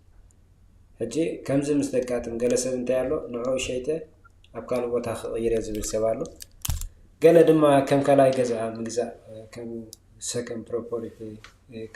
ክገዝኡ ንዝደልዩ ወይ ከዓ ከምዚ ንዘጋጥም ኣጋጣሚታት ከ ካልኣይ ገዛ ንምግዛእ ሕጂ መብዛሕትኡ ግዜ እቲ እንድሕር ደኣ እቲ ዓቕምታት ተዘየለ እታ ንጥቀመላ መገዲ እንታይ እያ እቲ ትገዝኦ ገዛ ከም መንበሪ ጌርካ ትገዝኦ እሞ እቲ ዘለኻዮ ገዛ ከዓ ከም መካረይ ትገብሮ ማለት እዩ እዚ ሕጂ ነቲ ትኸፍሎ 15-20% ዳውን ፔመንት ኣቮይድ ንምግባር እዩ ኩንዶ ገንዘብ ተለካ ግን ምናልባት ተን ገንዘብ ከፊልካ እታ ክትገዛእ ትደሊ ገዛ ክትገዝእ ትኽእል ኢኻ ከም ካልኣይ ገዛ እንድሕር ደኣ ክገዝኡ ደልዮም ማለት እዩ ሰሪያ ነይራ ትሕቶ ገሪሓዊ እዋ ማለት ገሊኦም ሕጂ ገለ እንታይ ይገብሩ እዮም እቲ ገዛ ይገዝእዎ እሞ ድሓር ቦታ ክቕይሩ ይደልዩ ንዑ ሸይጦም ኣብ ካልእ ቦታ ክቕይሩ ይደልዩ ኣብ ሰርተይን ታይም ንበል ኣብ ዓመት ኣብ 2 ዓመት እቲ ሓሳብ ናይቲ ቦታ ክቕይሩ ወይ ዓዲ ክቕይሩ ምስ ዝደልዩ ንዑ ሸይጦም ክቕይሩ ንዝደልዩ ወይ ከዓ ገዛ ዘለዎም ድሓን እዚኣ እሞ ንግበራ ቅድም እቲ ገዛ ዘለዎ ንዑ ሸይጡስ ኣብ ካልእ ቦታ ክቕይር ንዝደሊ እቲ መንገድታት ክኸውን ዘለዎ ናይዚ እንታይ እዩ ወል ማለት እታ መገዲ እንታይ እያ መጀመርያ እቲ ምስ ሞርጌጅ ካምፓኒ ምስ ሎን ኦፊሰር ብምርኻብ እቲ ኣታዊኻ ክረአ ኣለዎ ነቲ ገዛ ክትገዝእ ኢኻ ካሽካ ኣይኮንካን ክትከፍሎ ስለዚ ልቓሕ ናይ ግድን ክትወስድ ኢኻ ዋላ እታ ገዛ ትሸጣ ዘለኻሲ ሜይቢ ክተውፃልካ ገንዘብ ግን ዳውን ፔመንት መኽፈልን ብዙሕ ዝበለ ዳውን ፔመንት ንምኽፋል ዝሕግዘካ እምበር ማዕርኹ እንድኡ ገዛ ካሽ ክገዝእ ዝኽእል ኣይኮነን ስለዚ ከምኡ እንድሕር ኮይኑ እቲ ኣጋጣሚ ከም ዝበልካ ንከዓ ዓመት 2 ዓመት ፀኒሖም ድሕር ቀይሩ ኮይኖም ኣፕሩቫል ብምርካብ እቲ ፕሮሰስ ምጅማር እዩ ነታ ገዛ ድዮም ክሸጥዋ ሕጂ ቅድሚ ሕጂ ኣነ ዝተጠቐምኩሉ እቲ ገዛ ክገዝኡ ደልዮም ክሸጥዎ ደልዮም ሸይጦም ክገዝኡ ደልዮም ግን እቲ ከልበት ትፈፀልዮም እሞ ቆልዑ ገለ ስለ ዘለዎም ስለዚ ምስ ምዛ ሕጂ ኣብ ዝናቲ ፍላየር ደላ ሼረን ለንደር ብዛዕባ ምዝራብ እቲ ኩነታት ምስ ረዳእኽዋ እንታይ ጌራ ማለት እዩ ነቲ ገዛ መጀመርያ ከም ዝገዝኡ ጌርና ኣብታ ገዛ ከለዉ ሲ እታ ካልእ ገዛ ከም ዝገዝኡ ጌርና ማለት እዩ ሕጂ ነቲ ገዛ ምስ ተሸጠ ዝርከብ ረብሓ ኣብ ግምት እትያ ብእምነት እያ ሕጂ ትገብሮ ደላ ዋላ ሓንቲ ተጨበጠ ነገር የለን ብእምነት ክንዚ ክንረክብ ንኽእል ኢና ስለዚ እሳ ድሓር ምስ ሸጥኩማ እተን ገንዘብ ትውስኽዎ ኣብቲ ዒዳ ብምባል ምስ ተኣታዊኦም ብምርኣይ ነዚ ኩሉ ሰሪሓ ከም ዝኸውን ጌርና ስለዚ ገዛ ረኺብና ኣሎ መጀመርያ ኣብቲ ገዛ ምስ ኣተው ሽዑ ነታ ገዛ ሸጥናያ ማለት እዩ ሕጂ እዚ ዓይነት ኣገባብ ኣነ ይጥቀም እየ ንሰብ ዕረፍቲ ንምፍጣር ኤክስትራ ማይል ትኸይድ ኢኻ ማለት እዩ ነቲ ናትካ ሰብ ኩነታቱ ብምርዳእ ትተዓፃፀፍ ኢኻ ማለት እዩ ስለዚ ከምዚ እውን ንገብር ኢና ማለት እዩ ምናልባት መሊሳታት ኮይና ነትሕተኻ ፅቡቅ እሳ ምናልባት ኣብቲ ናይ ካልኣይ ገዛ ምስ እንመፅእ ካልኣይ ገዛ ምግዛእ ሕጂ ንሓንሳብ ወይ ብሽም ሰብኣይ ይፀንሕ ወይ ከዓ ብሽም ሰበይቲ ጥራይ ይፀንሕ እሞ ኣብቲ ዘሎ ካልኣይ ገዛ ናይ ምግዛእ ኣዘ ፈርስት ባየር ሓዲኦም ክገዝኡ ይኽእሉ ዶ ክገዝኡ እንድሕር ኮይኖም ከንታይ ከማልኡ ምስ ትኽእሉ እዮም እዚ ሕጂ ዝዛረቦ ምናልባት ካብ ስቴት ናብ ስቴት ኣይፈላለዩ ንኸውን ኢለ ተስፋ ገብር እንተኮይኑ ግን ከከም ስቴቱ ኣፕሮች ክንገብሩ ኢና ግን ጀነራሊ እቲ ገዛ ብሓደ ሰብ እንድሕር ኣሎ እቲ ሓደ ኣካል ገዛ ክገዝእ ይኽእል እዩ ኮንቬንሽናል ተኮይኑ ዝበለፀ ብዙሕ ግዜ ናይቲ ናይ በዓልቲ ቤትካ ወይ ከዓ ናይ በዓል ቤትካ ክሬዲት ሂስትሪ ይኹን ዋላ ካልእ ነገር ቸክ ኣይገብሩን እዮም ድሕራ ኮንቬንሽናል ኮይኑ ስለዚ እታ ቀዳሚት ትምርፅ ኣገባብ ብኮንቬንሽናል ክትከውን እዩ ማለት እዩ እታ ብሕጂ ትገዛእ ገዛ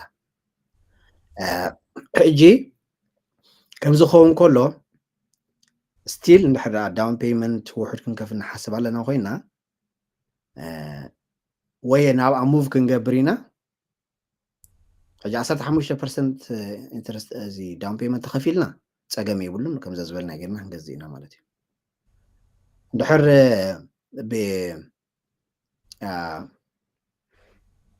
እንድሕር ከም ዘለዎ ሕጂ ንኣብነት ሓደ ሰብ ሰበይቱ ገዛ ሒዛ እሳ ኣብኡ ታይትል እሳ ብሽማ በይና ኣላ ሞርጌጅ ንሳ በይና ኣላ ሰብ ወላ ሓንቲ ኣብኡ የለን ምትሓዝ የብሉን ስለዚ ኣብዚ ሰዓት እዚ ውሕድ ኢንትረስት ሬት ውሕድ ዳውን ፔይመንት ብምኽፋል ነታ ገዛ ክገዛ ይኽእል እዩ ንሳቶም ኤክስፔክት ዝገብርዎ ነገር ግን እንታይ እዩ ናብታ ገዛ ኩላትካ ሙቭ ከም ትገብር እዮም ኤክስፔክት ዝገብሩ ተዘይኮይኑ ክትፈላለ ኢኻ ማለት ሕጂ ብናቶም ማይንድ ኦኬ ፀገም የለን ፍቀደካ እዩ ግን እንታይ ትፈላለዩ ዲኹም ዘለዎም ዋላ እንታይ እዩ ክስምዕ ምክንያቱ እስኻ ናብኡ ምስ ኣተኻ ንዓኡ ኣብኡ ክትኣትዮም ፅቡቅ ኢኻ ንሳቶም ኣብቲ ሓዳሽ ገዛ ስለዚ ክትገብር ኣለካ መጀመርያ ኦኬ እታ ካልእቲ ገዛ ዝገዛእ ዘለኹ ንምንታይ እያ ንኢንቨስትመንት ድዩ ክንምልሶ ኣለና ዝሕቶ ማለት እዩ ንቫኬሽን እንተኮይኑ ዋላ ሓንቲ ምናልባት 30 ማይል ርሕቀት ክህልዎ ኣለዎ ዝብልዎ ኣሎ እቲ ረቑሒታት ናቱ 30 ማይል ተደሪሑ ቫኬሽን ሆም ክትብላ ይትኽእል ኢኻ ዝብል ሕግታት ንምክራይ ተኮይኑ ግን ብዘይገድስ 15% ክትከፍል ኢኻ ስለዚ እቲ 15% ኣቮይድ ንምግባር ትጥቀመሉ ሲስተም እንታይ እዩ ተቐዲመ ዝበልኳ እቲ ሓድሽ ገዛ እንታይ ትብል መንበሪትና ኢልካ ትብል ኣፕላይ ትገብር ማለት እዩ ስለዚ ውሕድ 3% ወይ ከዓ ኤፍኤች ተኮይንካ 35% ዳውን ፔይመንት ብምኽፋል ነቲ ሓድሽ ገዛ ትገዛእ ማለት እዩ እሳ ምስ ተገዘት ኣብ ሙቭ ትገብር ነታ ቅድሚ ሕጂ ትነብራ ዝነበርካ ገዛኻ ተካርያ ማለት እዩ ከምዚ ብምግባር ነቲ ሲስተም ብምጥቃም ገንዘብ ሴፍ ክትገብር ትኽእል ኢኻ ፅብቕቲ ያ ምናልባት ኣብዚ ኣብ ኣከፋፍላ ንሓንሳብ ምናልባት ኣብ ቦታ ኣቲና እተናያን ግን እቲ ናይ ፕሪንሲፓል ኤክስትራ ምኽፋል እንታይ ይጠቕሙ ኣለዎ ወይ ከዓ ጀስት ሚኒማም ጥራይ ምኽፋል እንታይ ረብሓ ኣለዎ ነቲ ሰብ ፕሪንሲፓል ኤክስትራ ምኽፋል ፅቡቅ እዩ نتي عدا يوردلكايو نتي ناي 30 عمت زنبره ترم ናብ 25 ናብ 20 ናብ 15 እንዳቆነሰ ይኸይድ እዩ እንጂ ክንደይ ተቐምጥ ይውስን እዩ እንታይ ዓይነት ኣገባብ ተጠቐምካ ይውስን እዩ ማለት እዩ ስለዚ ምናልባት ኣብ ዓመት ናይ ሓንቲ ወርሒ ክራይ እንድሕር ደኣ ከፊልካ ኤክስትራ ናብ ፕሪንሲፓል ጥራይ ሕጂ የብለና ብቅድመይ ግን ካብ 5 ክሳብ 7 ዓመት ክቕንሰልካ ይኽእል ናይ 30 ዓመት ዕዳ ከምኡ ብምግባር ነቲ ታሽሞት ቅንሶ ትኽእል ኢኻ ብጣዕሚ ፅቡቅ ማለት ስለዚ ጉድኣት የብሉን ፅቡቅ እዩ ጥራይ ንስኻ ናብ ፕሪንሲፓል ከም ዝኸይድ ኣነት ጌርካ ክትሰርሑ ኣለካ ማለት ፅቡቅ ያ ኩሉ ግዜ ኣብ እንታይ ንኸፍሎ እቲ ናትና ክፍሊት እንታይ ዝበሃል ኣለዎ ማለት እዩ እዚ ሞር ኤክስትራ ምስ ንኸፍል ኣብቲ ናትና ክፍሊት ክንገብሮ ዘለና ንሕራሊ ኮይኑ ሞር እንድሕር ከኢልና ካብታ ዘላታ ወርሓዊት ክፍሊት ወላ ሓንቲ ሚእቲ ወላ 50 ቅርሺ እንዳወሰኽና ዘለና ዝኾነ ዓይነት ክሬዲት ወይ ሞርጌጅ እንድሕር ኮይኑ ኩሉ ግዜ ኤክስትራ ንኸፍሎ ንዓና ነቲ ወርሓዊ ዘሎ ክፍሊትና ንድሕሪት ክስሕበልና ስለ ዝኽእል ኣብቲ ናይ ኢንተረስት እውን ፅቡቅ እንታይ ዝበሃል ክገብረልና ይኽእል እዩ ማለት እዩ ክሕግዘልና ይኽእል እዩ ስለዚ እቲ ክንገብሮ ዘለና ነገራት እንድሕር ሃልዩ ኮይኑ ቀዳምነት ኤክስትራ ምኽፋል ፅቡቅ እዩ ነቲ ሞርጌጅና ይሕግዘና እዩ ማለት እዩ ፅቡቕቲ ደስ ሰሓወይ ምናልባት እንድሕር ከም ሓፈሻዊ ኣብዚኣ ሕቶ ተሓቲታ ነይራ was the requirement to buy a multi-familiar property for rent ንዝካረ ገዛ ገዚኦም ከካሪኑ ዝደልዩ እንታይ requirement ወይ ከዓ ዝሓቶም ነገራት እንታይ እዩ ከማልእዎ ዘለዎም ኣብኡ ነገራት እንታይ እያ እዚኣ ሓደ ሓበና ሓቲትሎ ኦኬ ሕጂ ፈርስት ታይም ሆም ባየር ተኮይኑ ኣብ ማልቲ ፋሚሊ ማለት እዩ ፈርስት ታይም ሆም ባየር ተኮይኑ ኤፍኤች ክጥቀም ይኽእል እዩ እንታይ እዩ ረብሓታቱ ብዙሕን ገዛ ባይተ ውፅን ኢኻ ብ3% ብ3.5% ነታ ዩኒት ክትገዛ ትኽእል ኢኻ 2 ዩኒት ድዩ 3 ዩኒት 4 ዩኒት ክትገዛ ትኽእል ኢኻ ማለት ብኤፍኤች ስለዚ ፈርስት ታይም ባየር ተኮይንካ እሳ ተቐዳሚት መገዲ ሓንቲ ረቑሒ ደለዋ እንታይ እዩ ኣብቲ ኣብ ሓዲኡ ክትቅመጥ ኣለካ 4 ዩኒት ኮይኑ ኣብ ሓንቲ ዩኒት ተቐመጥ 3 ተካርየን ማለት እዩ እዚ መገዲ ክንጥቀም ንኽእል ኢና ኣይ ብምሉእ ከካሪ ዝደሊ ኣብኡ ክነብር ኣይክነት የልና ግን ንሳቶም ዝሓዱና 20% ዳውን ፔመንት ኣቐሚጥና ምግዛእ እዩ ብጣዕሚ ሲምፕል እያ ማለት እዩ ንብዙሕ ሰብ ዘተባብዖነ ማልቲ ፋሚሊ ድሕር ረኺብኩም እቲ ሞርጌጅ ምኽፋል እውን ኣይድልየኩምን እዩ ምክንያቱ ንስኻ ኣብቲ ሓደ ትነብር እቲ ዝተረፈ ከዓ ነቲ ሞርጌጅ ይኸፍለልካ ክልተ ተኮይነን 3 ዩኒት ተኮይነን ከዓ ናብ ጆባኻ ዝተርፍ ነገር ይህሉ ማለት እዩ ስለዚ ብሓንቲ ሞርጌጅ ሲ 3 ረብሓታት ትረብሕ ኣለካ ንስኻ ይትኸፍልኒ ኢኻ ክትከፍሎ ዝግባእካ ተኻራይ ይኸፍለልካ ኣሎ ናይቲ ሓንቲ ከዓ ኤክስትራ ክቕመጥ ዝግብኦ ንሜንተናንስ ድዩ ንካልእ ዝኾን ነገር እንዳተኣከበልካ ይኸይድ ስለዚ ብጣዕሚ ዝበለፀት ስትራቴጂ ተላ እዚኣ ማልቲ ፋሚሊ ፕሮፐርቲ እያ ማለት እዩ ፅቡቅ ምናልባት ኣንተ ዝሓተትኒ ነይሮም ክሊር ገይረ ተሓቲተያ ግን ሆፍሊ ኣብዚ ተዝህሉ ፅቡቅ ነይሩ ግን እንታይ ኢሎምኒ ነይሮም ኣብ ናይ ዝካረ ቦታ እንድሕር ኣሊካ ኮይኑ እቲ ዕድመ ናይቲ ገዛ እንዳወሰኸ ምስ ትኸይድ እቲ ናትካ ትኸፍሎ ኣብ ግብሪ ምኽፋል ፍልልያት እየ ምፅእ ዕድመ ናይቲ ፕሮፐርቲን እቲ ኣብ ምኽፋል ግብርን ምትእስሳራዋ ንፅርቲ ኮነትለይ ነይራ ግን ሃዋስ ብዛዕባ ሓቲትኒ ነይሩ ኣብ ኣካረይቲ ክገብሮ ዘለዎ ምናልባት እንድሕር እቶም ገዛ ዘካርዩ ማለት ድዩ ስለዚ እቶም ገዛ ዘካርዩ ሲ ኣብ ግብሪ ዝኸፍልዎ ሲ ምስቲ ዕድመ ናይቲ ገዛስ ምጉዳል እየ ምፅእ ድዩ ንፅርቲ ኮነትን ዋላ ንዓይ ግን ኣብቲ ዕድመ ናይቲ ገዛን እቲ እቲ ተኸራይን ክስታይን ምጉዳል ዝመፅእ ነገር ኣሎ ድዩ ዋላ ጉድለት ኣለዎ ኣብ ናይ ገዛ ሲ ምጉዳል ፕሮፐርቲ ታክስ ኮሊፋካ ሶሪ ጎርሓዊ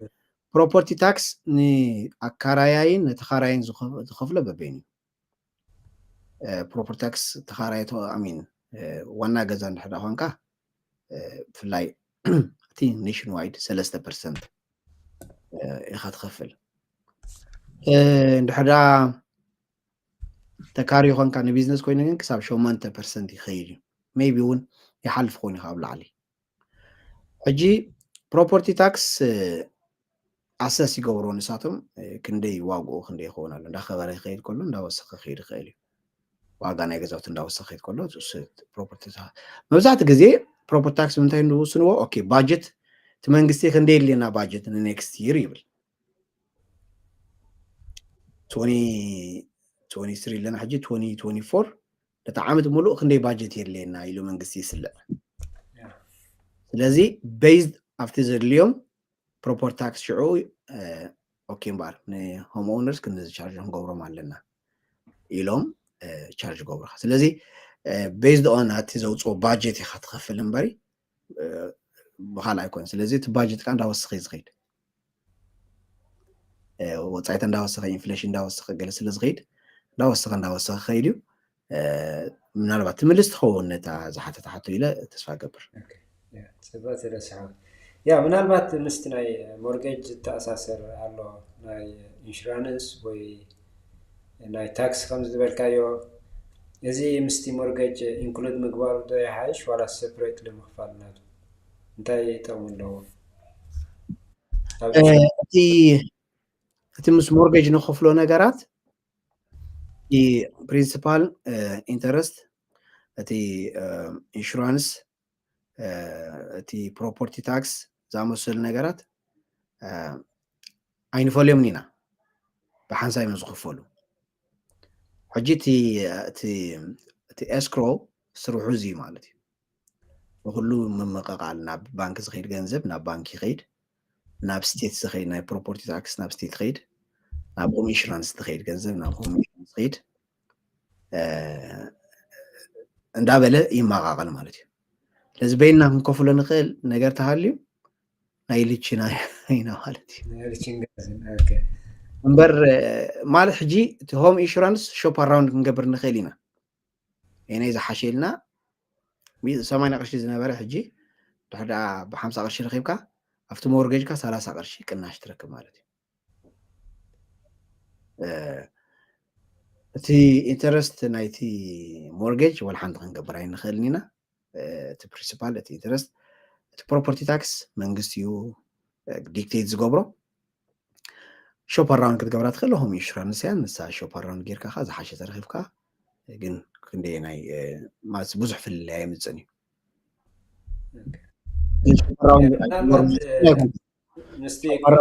ማለት ኣይኮንኩን ግን ፍልላይ ኣይምፅን እዩ ማለት ከምዚ ዓብይ ቢግ ታሽማ ኣይምፅን እዩ ምናልባት 80 50 ቅርሺ ዝነበረ 20 30 ቅርሺ ፍልይ ክትረክብ ትኽእል ኢኻ ግን ክብደል ቀፅል ሶሪ እቲ ኣብዚ ዘለናዮ ሰዓሲ ንሪኦ ኣለና ዋጋታት ገዛውቲ ይኸብር እቲ ኢንተረስት እውን ማዕረ ማዕሪ ይኸብር ኣሎ እቲ ክራይ ገዛ እውን ማዕረ ማዕሪ ማለት እዩ ምናልባት ከም ደሳለ ከምዚ ሕተ ዝሕተት ኣሎ ያ ገዛ ሕጂ ኸቢሩ ሎሞ ሓንሳብ ክንፀንሕ ይበሃል ወይ ከዓ ኢንተረስት ኸቢሩ ሎሞ ሓንሳብ ክንፀንሕ ይበሃል ማዕረ ማዕሪ ኻ እቲ ክራይ ገዛ ኻ ይውስኽ ኣሎ ማለት እዩ ስለዚ ኣብዚ ትህቦ ምኽሪ እንታይ ኣሎ ከም ገለ ሰብ ሕጂ ኣነስ ሓንሳብ ክፀኒሕ ኢሉ ኣብ ክራይ ዝፀንሕ ኣሎ ገለ ድማ እቲ ኢንተረስት ኣፍሪሕዎ ኻ ክስታይ ዝገብረሉ እቲ ዋጋታት ከመይ ይመስለካ ኣድላይ ዶ ኣብ ሰዓት እዚ ገዛ ንኽገዛእ ሓደ ሰብ እዚኣ ውልቀ ሰብ ገዛ ርሱ ምስ ነፍሱ ተዛሪቡ ዝውስና ውሳኔ ካብቲ ዘሎ ሓበሬታ ብምእካብ ከምቲ ንስኻ ገሬ ገዛ ገዚእካ ደለኻ ማንም ፑሽ ከይገበረካ ሓሲብካ ኣውሪድካ ደይብካ ዝገዛኻዮ ከምቲ ብዙሕ ሰብካ ኣውሪዱ ኣደይቡ ዝገዝኦ ናይ ነብሲ ወከፍ ሰብ ሓላፍነት እያ ሕቶ ናይ መምላስካ ናተይ ስራሕ ማለት ሕጂ እንድሕር ዳ ኣፕሩቫል ክትረክብ ክኢልካ ብባንክ ንክትገዝእ እሞ እቲ ዝሃቡካ ኣፕሩቫል ነቲ ወርሓዊ ክፍሊት ኣፎርድ ክትገብሮ ትኽእል እንድሕር ኮንካ እሞ ከዓ ምስቲ ክፍሊት እንድሕር ኮምፎርታብል ኮንካ ንምንታይ ዋይናት እየ ድብላኒ ፀገም ይብልካን ንክትከፍሎ ኣፕሩቭ ንክትግበር ፀገም ይብልካን ስለዚ እንታይ ይሕዘካ ናተይ ሓሳብ እዚኣ ስለዚ ነብሲ ወከፍ ሰብ ዝምልሳ ሕቶ ትኸውን ማለት እዩ ኣይ ኣፎርድ ክገብሮ ክእል እየ ኢሉ ክውስን ከይውስን ንዑ ትምልከት ግን ኣነ ከም ደሳለ ግን እንድሕር ደኣ እንታይ ረብሓታት ናይ ገዛ እንድሕር ደኣ ኢልካኒ ገዛ ኤኩቲ ቢል ዝገብረልካ ካልእ ኸ ትብልካኒ ካብታ ንስኻ ትኸፍላ ዘለኻ 500 እንዳ 2,000 ናትካ ሞርጌጅ ምኽፋሉ ዋላ ካልእ ረብሓስካ ይሃልወካ ናይ ሰብ ሞርጌጅ ምኽፋል ዶ ይሓይሽ ናትካ ሞርጌጅ እዚኣ ዲ ንምልሳ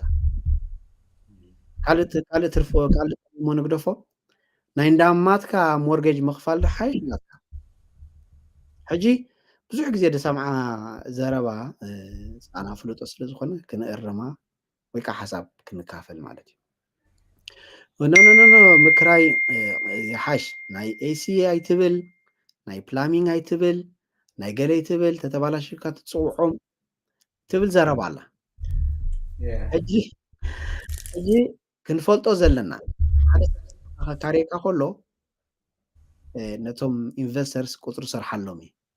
እቲ ገዛ ክገዝኦ ክሓስቡ ከለዉ ናይ ሞርጌጅ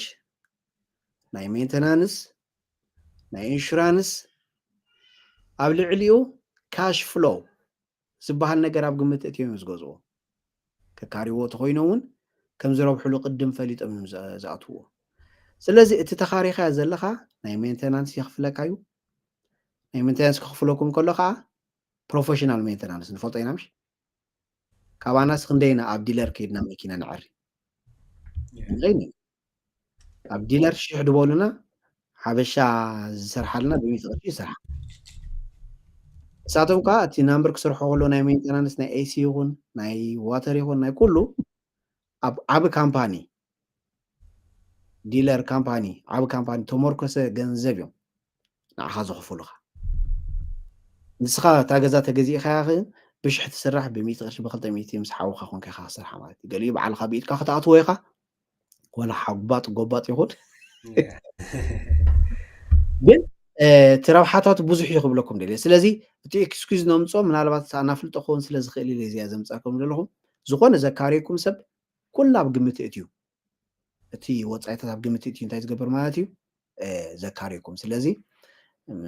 ምኽፋሉ ኣብ ናይ ገዛ ርእስኻ ምኽፋል ይሓሽ ዝብላና ማለት እዩ ኣብታ ናይ ኤክዲ ከንፃካ በምፃኻ ዘስሓቡ ሆም ኤክዲ ምጥቃሙ ዶ ይሓይሽ ዋላ ዘይምጥቃሙ ተጠቃሚምካ ኣለኻ ተፀገም እንታይ ኣለዎ ወይ ሆም ኤክዲ ዝበሃል ሲ እንታይ እሞ ግለፀልና ምናልባት እቲ እንግሊሽ ብምዃኑ ክስታይ ከብለና ኽእሊ ግን እቲ ቫልዩ ምውሳዱ ሪኩዌስት መፀና ኢና ሓሳብ ካብ ሞርጌጅና እቲ ሆም ኤክዲ ምጥቃም ዶ ይሓይሽ ዋላ ተዘይተጠቐምና ኣለኻ እንታይ ኣለዎ ኤኩቲ ማለት ኣብ መንጎ እቲ ልቓሕኻን ኣብ መንጎ እቲ ዋጋ ናይቲ ገዛን ዘሎ ፍልልይ ማለት እዩ ሕጂ ተለቃሕካዮ 350 ክኸውን ይኽእል እዩ ቅድሚ 2 ዓመት ሕጂ 500 ክኸውን ይኽእል እዩ እቲ ገዛ ስለዚ ኣብ መንጎ 350 ኣብ መንጎ 500 ዘሎ ገንዘብ ናትካ ገንዘብ ኤኩቲ ይበሃል ማለት እዩ ብትግርኛ ኣደኖ እንታይ ከም ትበሃል ግን ረብሓ ዶ ክንብሎ ገዛ እቲ ገዛ ዘምፅኦ ረብሓታት ዶ ክንብሎ ኣደኖ ሕጂ እዚ ገንዘብ እዚ ኣብኡ ኮፍ ኢሉ ኣሎ እቲ ገዛ ቫልዩ ናይቲ ገዛ 500 እዩ ባላንስ ናትካ 350 ስለዚ ኣብ መንጎኡ ዘለዋ 150,000 ኤኩቲ ይበሃላ ሕጂ እዚ ገንዘብ እዚ ክትገብሮ ትኽእል ብዙሕ ነገር ክትገብር ትኽእል ኢኻ ግን ሓላፍነት ብጣዕሚ ክስትከምሉ ዝግባእካ ጉዳይ እዩ ምክንያቱ ካልኣይ ሞርጌጅ ጌርካ ሓሰቦ ኣብቲ ገዛኻ ማለት እዩ ዝኾነ ነገር ዲፎልት እንዳሕዳ ጌርካ ኣብዚ ናይ ኤኩቲ ፀገም እዩ ማለት እዩ ገዛኻ እውን ክወስዱልካ ክእሉ እዮም ምክንያቱ ተወሳኺ ዕዳ እዩ ማለት እዩ ስለዚ ከብርባሓካ ዝኽእል ኢንቨስትመንት ክትወስድ ተዘይክኢልካ ደይሙትን ካፉ ይሓሽ በቃ ኣውፅኤ ገዛ ገዚአ ኣካርየ ክረብሓላ እየ እሞ ከዓ እቲ ዝኽፈልካ ክኸፍሎ እየ ሕጂ ልክዕ እቲ ክፍሊትካ መዓስ ልክዕ ከምዚ ክሬዲት ካርድ ማለት እዩ ኤኩቲ እቲ ዝህቡካ ልክዕ ከምዚ ክሬዲት ካርድ እዩ 150,000 ከማ ጠቃመላ ልክዕ ምስ ሸርጠትካያ እቲ ኢንተረስት ሬት ሽዑ ይጅምር ንኣብነት ሕጂ 7.5 ኣሎ ክሬዲት እታ ኤኩቲ ውፅኢካ ኣለካ ድሕሪ 6 ወርሒ ናብ 5% ወሪድኑ ኣሎ እቲ ኢንተረስት ሬት እታ ካርድ ዋላ ብ 7% ኣውፃኢ ዳ እምበር ኣብታ ሸርጠትካላ ስለትጅምር ብ5% ኢካ ትሕሰበልካ እቲ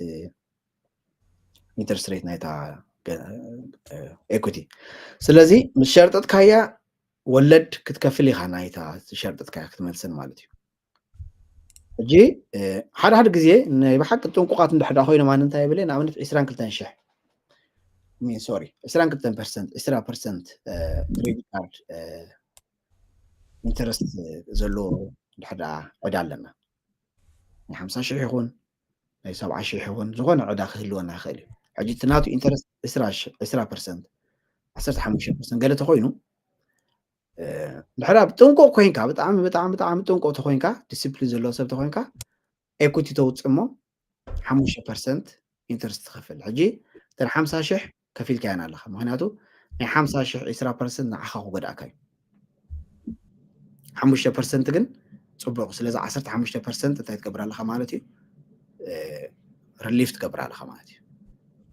ስለዚ 1,500 ድሕዳ ነይሩ ወርሓዊ ክፍሊትካ ሲ 1,000 ኣጥፊእካስ 500 ጥራይ ትኸፍል ኣለካ ማለት እዩ ስለዚ ዓብ ሪሊፍ እዩ ስለዚ ተን 50,000 ካብ ኤኩቲ ወፂኻ ነተን ናይ መኪና ድያ ዋላ ናይ ገለ 50,000 ተለቅሕካ ንዓ ትኸፍላ ስለዚ በዚ ዕዳኻ ዓፂኻ ኣለካ ማለት እዩ እዚ ገዛ ርስኻ ካብ 20% ኢንተረስት ኣገላጊልካ ኣለካ ሕጂ ናበይካ ኣንፈትካ ትገብር ናብቲ ናይ ገዛኻ ኤኩቲ ካርድ ዘውፅኻዮ ተን 50,000 ናብኣኻ ትመልሰን ሕጂ ብዚ ናተይ እንድዩ ፑሽ ዝገብረኒ የለን ከም ዝገብረኒ የለን ኢልካ እንድሕር ራእስን ከልከል ኢልካ ምናልባት ኣብዚ እዚኣ ጥራይ ሓደራ ተድልያ ነገር ማለት እዩ ድሕሪ ተጠንቂቕና ግን ከምዚ ዓይነት ረብሓታት ገዛ ክንገዛሉ ንኽእል ኢና ገዛ ገዚእና ድማ ክነካርዮ ንኽእል ኢና ካብቲ ረብሓታት ድማ ነቲ ክንከፍለሉ ንኽእል ኢና ማለት እዩ ፅብቕቲ ደስ ሰሓባይ ምናልባት ኣብ እንታይ የጣ ናይ ገዛ ካበልና ገለገለ ሕቶታት መፅን ሓንሳብ ኣነስ ካብ ኦልድ ሃውስ ትገዝእ ሲ ላንድ ገዚእ ከስርሕ ይሕሸን ዝብል ሰብ ከዓ ኣሎ ኣብዚ ምናልባት እቲ ላንድ ገዚእኻ ምስርሑን ኦልሬዲ ስሩሕ ዘሎ ምግዝኡን ፍልልያት ኣለዎ ዶ ወይ ከዓ ንዕኡ ክትገብር እንድሕር ኮንካ እቲ ናትካ ሞርጌጅ ተወስዶ ኸ ከመይ እዩ ኣሰራርሑ ፍልልያት ህልዎ ዶ ሕጂ መሬት ክትገዝእ ትኽእል ኢኻ ምስ ገዛእኻ ብድሕሪት ናይ ምስራሕ ድማ ምስ ቢልደርስ ኢኻ ክኸውን ስራሕካ ማለት እዩ ቢል ዝገብሩ ክደሊኻ ዋጋ ዋዳዲርካ መብዛሕትኡ ግዜ ተመሳሳላ እዩ ስለዚ ክሰርሕዎ እዮም ፍልጣት ሞርጌጅካ እቲ ንዓኦም ኢኻ ትከፍሎም ሞስት ፕሮባብሊ ንዓኦም ኢኻ ትከፍሎም ስለዚ ከም ሞርጌጅ ዓይነት ዝኽፈል ክህልወካ እዩ ምናልባት ራይድ ወይ ይጅምር ንኾን ክሳብ እቲ ገዛ ተሃኒፁ ዝውዳእ ምስ ተወድአ ግን እቲ ሞርጌጅ ዝኽፈል ክህልወካ እሳቶም ሃኒፆም ዝወድኡ ማለት እዩ ንሳ ክትገበር ትኽእል ኢኻ እንታይ ሓይሽ ሆምወርክ ተድልያ ማለት እዩ ናይ ውልቀ ሰብ ገሊኡ ሓርኮትኮት ድፈቱ ኣሎ ስለዚ ኣነ በቃ ፅዒረ መሬት ረኺበ ቀሲለ ሰሪሐ ክካርያየ ወይ ክነብራየ ዝብል ከከም ማለት ኣነ እዚኣ ትጠቅም ድያ ዝበልኩ ሓደ ሰብ ጥቕሚ ክረኽበላ ይኽእል እዩ ድሕዳ ንዕኡ ሰንስቲቭ ኮይኑ ተሰሚዕዎ ገሊኡ ሰብ ከዓ ነኖ ኣነ ኣብ ስርሑ ገዛ ይካኣቱ ዝደሊ ይብላ ኣሎ ሕጂ ፈላለየ ዋላ ገዛ ከማ ንሪኦም ሰባት ክነሪኦም ከለና ሕጂ ኩላ ነገር ይፈትዋ እዚኣ እንድያ ከምዚኣ ኮይና እያ ይብሉ ሕጂ ገሊኦም እሞዚኣ ክነፍ ኣፍሪስና ከምዚኣ ክንገብራ ይብሉ ሕጂ ንገሊኦም ከዓ እሞዚኣ ኣፍሪስካ ከምዚኣ ተገበርካ ተብልካ ኖ ኣነ ኣብ ስርሑ ገዛ ይካኣቱ ዝደሊ ይብሉ ሕጂ ገሊኦም ኢዶም ክእትው ይደልዩ ክሕውሱ ደስ ይብሎም ساتخو زي أخو سخلا زي أخ جبري قال زولو له قال خا أبودت يا خا تزود اللي زولك قال حجي كذا مريت كذي تسريحو حجي من البات أبزي I don't know مزي كبري ناي لامبردلو I don't know if it's wise مالتيو مريت كذي خا اختصرح عندعي مستزلو حجي used كذا وريسيل نبلو ريسيل كذا كل نجار توديه كل نجار تسريحيو بزن أنا حجز له لامبر يكون ندخل خاتي دخل كله بتينا كلمة حجيو already سلذي تودي نجاري حايش جن سبك كم رجع مالتيو يا تفاتي هذا صعب الآن بات يا تي كله تن استقاطك بس عندنا تناخي من هو أبي أخو سقاز دلي حدش جزا هنجزا خلنا مريت ديكون كدول له حدش تسر حاجة زه كنجزا خلنا أو قمت كنا توزق بعنا تي باكيارد سريح ما يهوناني سلزي باكيارد كنسرح لنا تي HOA تلوه تي HOA جزيه خبنا على نوشيد شو عندي ثلاثة واحد HOA تري يقول من الوقت السيتيون كنسرحه كحتنا لاندسكيب كنجور لنا حجي أو وضعيتها كحتنا يجنزب كندلينا ما تبغى حدا حمشتش حسرتش جول جزا حدش كندر نخلو زي إذا حتى ما نعلقكم دي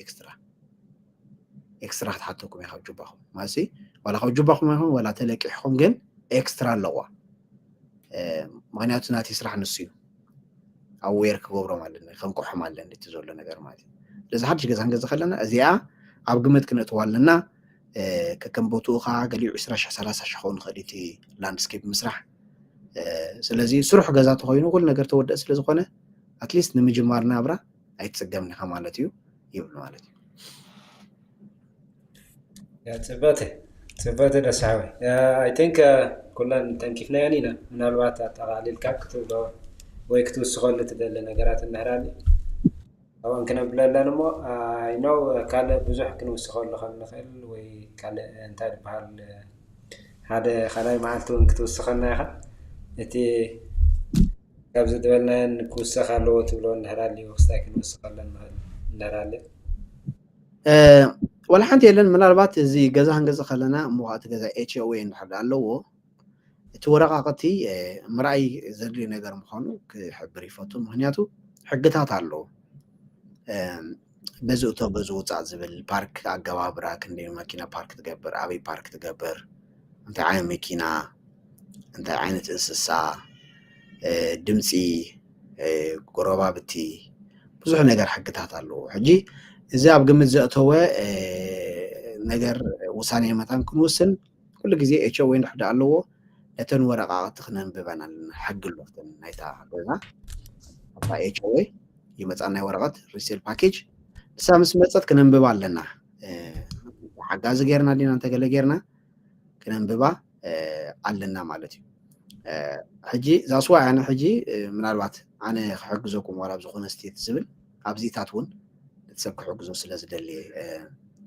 من الوقت تخال اكل تقدسو ز ነገር እዚ ቸክ አይገብር ሆን አረን ነው ናይ ገዛር ሲጥራይነ ዝፈልጥ ማለት እዩ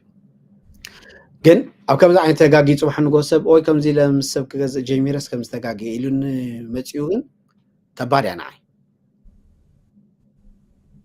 ሓደ ኤጀንት ኣለዎ ኣብ ልዕሊ ኤጀንት ኣነ ካል ሓበሬታ ክብናዓይውን ብስራሕውን ታሽዊ ይኮነን ስለዚ ምስ ሓውና أفلتهم الزلوا مسرح صبغي بزح نجر كمنات جيرو خسر حالنا سلزغل من الوقت كتجوز ويكاخ شطط حسبه له مساين حدا جميركم ويكاخ بس جميركم أنا التي زنز دعسن زلهم كالك تنقول لزقباكم نجوارتن دارا أنا نخد المجدله من الوقت بزح حساب كعه حنت زفر حدا لا زا interest rate مالتي مجدتات አለው በ4% በ5% በ3% ገዛት ገዛሉ መገደታት አለው እዚ ኸአ ካልማዓት ዘርዚርና ምሪኑ ክንፍትኒና ግን አሎ ማለት እዩ ናይ ግድን 7-8% ይኮነ assumptions ዝበሃል ፕሮግራም አለ ዛ assumptions ዝበሃል ፕሮግራም ታዩ ንኣብነት ገሬ እታ ገዛኻ 4% ኢኻ ገዚእኻያ ክሸጣ ትደሊ ኣነ ከዓ ባየር ንሕዳ ኣለኒ ንዓኻ ደው ኢለ ገሬ እዛ ገዛኻ ክንገዛእ ደሊና ኣለና እቲ ናትካ ልቓሕ ኣስዩም ክንገብሮ ደሊና ብለካ ስለዚ ምስቲ ናትካ ለንደር ብምርኻብ ነቲ ናትካ ኢንትረስት ሬት ኣክንዲ 8 ወይ 7% ብ4% ከም ዝገዝእዋ ገብር ማለት እዩ ሕጂ ኩሉ ኤጀንት ከምኡ ገብር ኣይብልኒ ኩሉ እውን ኣፍልጦ ኣለዎ ኣይብልኒ ግን እዚ ግን ኣሎ ዕድላት ማለት እዩ ከመይ ንዝብል ገሬ ገዛ ክሸየጥ ከለኻ እታ ገዛኻ 4% እንድሕር ኮይና ክሸጣ ከለኻ መን ሉ ዝገብር ኣሎ ብሰዓት እዚ شيء دلنا نهر 4% خوينا نتي تجزي مخ ሕጂ ዝኸስር ኣካል ኣብዛ ጉዳይ እዚኣ بانكي مالتي أنا أول حنتي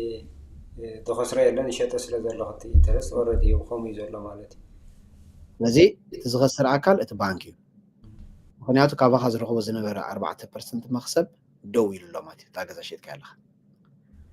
ክኸስር ዝደሊ ባንክኻ የለን ወይ ከዓ ትርፊ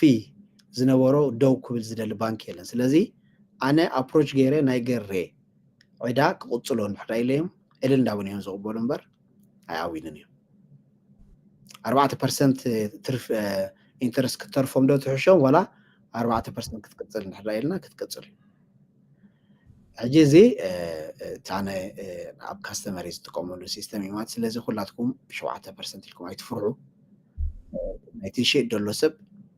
ከዓ መብዛሕትኡ ግዜ ፅቡቅ ስለ ዝኾነ ኢንተረስት ሬቶም ናቶም ኣስዩም ብምግባር ክትገዝኡ ትኽእሉ መገዲ ነጎሸት ናይ ምግባር ክእለት ኣለኒ ማለት እዩ ፅበት ደስሓብ ፅበት ብረቲ ሓበሬታ ምናልባት ሓውና ደሳለ ኣብ ኔቫዳ ላስ ቬጋስ ኤሪያ ዝነብር ኣበይ ነብር ብዘይገድስ ግን ኣብ ዘለናዮ ኣብ ዝኾነ ስቴት ናሃሉ ኮንታክት ክንገብሮ ንኽእል ኢና እቲ ዘድልየና ኢንፎርሜሽን ከዓ ክሕብረና ክእል እታ ናቱ ኢንፎርሜሽን ሊንክ ፒን ገይረ ኣለኹ ብዚ ናይ ክስታይ ካብኣ እንድሕር ኣትዮም ኣብ ብዙሕ መንገድታት ክትወስደና ሓደ ካብቲ እሱ ዝህቦም ኣገልግሎታት ኣሎ ብዙሕ ዝተፈላለየ ማለት እዩ ኣብኡ ኣቲና ሳይኒን እንድሕር ጌርና ምስኡ ዘድልየና ኢንፎርሜሽን ክንረክብ ንኽእል ኢና ማለት እዩ የካዚያ ተወሳኺ ኢንፎርሜሽን ሼር ክትገብሮ ወይ ከዓ ዝቐለለ ኢንፎርሜሽን ክረኽቡካ ዝኽእሉ መንገድታት እንድሕር ኣሊ ደስሓቦ እዩ ፅቡቅ እዚኣ ፒን ጌርና ኣለና እታ ሊንክ ኣብኣ ክረኽብዋ ክእሉ እዮም ማለት እዩ ፅቡቅ ብጣዕሚ ብዙሕ ግዜ ድማ ሰባት ብዛዕባ ላይፍ ኢንሹራንስ ሓበሬታ ሃበና ኢንቨስትመንት ሓበሬታ ሃበና ናይ ደቅና ናይ ኮሌጅ ሴቪንግ ናይ ሪታይርመንት ፕላን ሓበሬታ ሃበና ይብሉን እዮም ሕጂ ምስተዓመልና ካልእ ግዜ ሕጂ ነዊሕ ስለ ዘሎ ካልእ ግዜ ኣብ ዝጠዓመካ ዝጠዓመና ሪእና እተን ኣብኣ ኢንክሉድ ገብራ እሞ ተቐሰልና ንሕጂ ሽዑ ኣብ ተኸላይቲ ዲፕሊ ኣቲና ኣብኣ ጥራይ ክንዝቲና ማለት እዩ ደስሓበ ወል በቃ ብሓፈሽኡ እቲ ላይፍ ኢንሹራንስ እንታይ ምዃኑ ኣፍልጦ ኣብኡ ደሎ ክንጥቀመሉ ንኽእል ዝተፈላለየ ፊቸርስ ኣሎ ኢንቨስትመንት ኣሎ ሪታይርመንት ዝኾኑ ኢንቨስትመንት ንቆልዑ ዝኸውን ኢንቨስትመንት ኣሎ ፈንድ ንኮሌጅ ፈንድ ዝኸውን ብዙሕ ነገር ኣሎ ኣብቲ ውሽጡ ጥልቕ ኢልና ክንሪኦ ንኽእል ክንረባሓሉ ንኽእል ብዙሕ ግዜ ሰብ ላይፍ ኢንሹራንስ ክበሃል ከሎ ገንዘብ ሉስ ትገብረሉ እዩ ዝመስሎ ግን ሓደ ሰብ ወርሓዊ 100 ቅርሺ ኣቐምጥ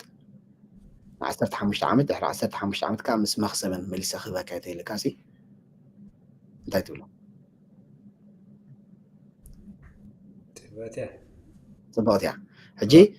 ገንዘብ ንኸስር ዝመስለና ሰባት ክሳራ የብሉን 15 ዓመት ሙሉእ ናይ 500,000 ናይ 600,000 ላይፍ ኢንሹራንስ ካቨሬጅ ፀኒሕካ ዘይብኡ ከዓ እቲ ሊቪንግ ቤኔፊት ዝበሃል ኣሎ ምናልባት ካንሰር ክትሓምም ከለካ ዝህቡካ ገንዘብ ወይ ንነዊሕ ግዜ ሓሚምካ ደቂስካ ክሳብ ትሓዊ ዝህቡካ ገንዘብ ዝተፈላለየ ረብሓታት ኣሎ እዚ ኩሉ ን15 ዓመት ሙሉእ ካቨሬጅ ፀኒሕካ ድሕሪ 15 ዓመት ንዓይ ኣይደልን የነ ገዲፍ እየ ክትብል ከለካ كل ገንዘብካ ምስ ረብሓታቱ ምስ ኢንተረስቱ ገንዘብካ መለሰካ ስለዚ እዚ ታሽሙ ይብሉ ማለት እዩ ከምዚ ዝበለፀ ዲሉ እዩ ማለት እዩ ሰቦሙን ሙሉእ ዘመንካ ተሸፊንካ ነርካ ካቨሬጅ ኮይንካ ነርካ 15 ዓመት ወይ 20 ዓመት ኣይደልን ኢልካ ክትወፅእ ከለካ ገንዘብ ከንሕዳ መልሱካ ኣለውሲ ከምቲ ሰብ ዝሓስቦ ዓይነት ኢንሹራንስ ኣይኮነን ማለት እዩ ስለዚ ሰኣን ናፍልጦ ከምኡ ክንብል ንኽእል ኢና ግን ረብሓታቱ ብዙሕ እዩ ነዚ ከዓ ኣብ ዝመፅእ መደብ ፅቡቅ ጌርና ዲስካስ ንገብሮ ተስፋ ገብር ማለት እዩ ያ ፅቡቅ ደስ ሓወይ እቲ ግዜኻ ሰዊኻ ምስቲ ሰዓታት ከምኡ ማች ብምግባርካ ናይ ሰዓት ስራሕካ ወፊኻ ዝመፅኻኒ ኣዝየ ከመስግነካ ፈቱ እዚ ዝሃብካዮ ኢንፎርሜሽን ቀሊል ኢንፎርሜሽን ኣይኮነን ምክንያቱ በቲ ቋንቋና በቲ ንዛረቦን ኢንፎርሜሽን ኣብ ሰዓት እዚ ክሳኒ ኢንፎርሜሽን ምርካብና ብዙሕ ሉዝ ንገብሮ ኣሎ ኣብዚ መዓደመ ምክንያት ከዓ እንታይ እዩ እቲ ዝኾነ ሰብ ኣብ ቲክቶክ ኖርማል ከም መንእሰያት ክጥቀመሉ ዘይክእሉ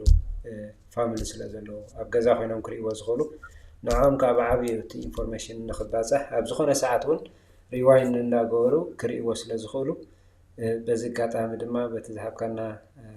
ዕድላት ከመስግነካ ፈቱ ካልኣይቲ ግዜ ክትመፀና ኢኻ ከም ክስታይካ ኣብታ ጥዕመካ ግዜ ስኬጁል ጌርና ድማ እዛ ኢልካያ ዘለካ ናይ ላይፍ ኢንሹራንስ ሓበሬታ ኣብ ነብስና ድዩ ኣብ ደቅና ወይ ከዓ ፋሚሊ ወይ ኣብ ኢንቨስትመንት ክንገብሮ ዝሕግዘና ነገራት እንድሕር ኣብዚ ክትሕግዘና ኢኻ ስለዚ ንዓኻ ክንፅበይና እታ ካልኣይቲ መዓልቲ ማለት እዩ እንድሕር ዶም ጌኻና ካብራ ባዓልና ገዛኻ ክንወፅ ኢና ስለዚ ታይምካ ደስ ይብለኒ ገርሓዊ ብጣዕሚ የመስግን ከምዚ ዓይነት መደብ ስለ ዘዳለኻ ንስኻ እውን ብዙሕ ዋጋ ከፊልካ ከምዚ ኢልካ ንህዝብና ክርባሕ ክጥቀም ኢልካ ትገብሮ ዘለካ መስዋዕቲ ብጣዕሚ ከመስግነካ ይፈቱ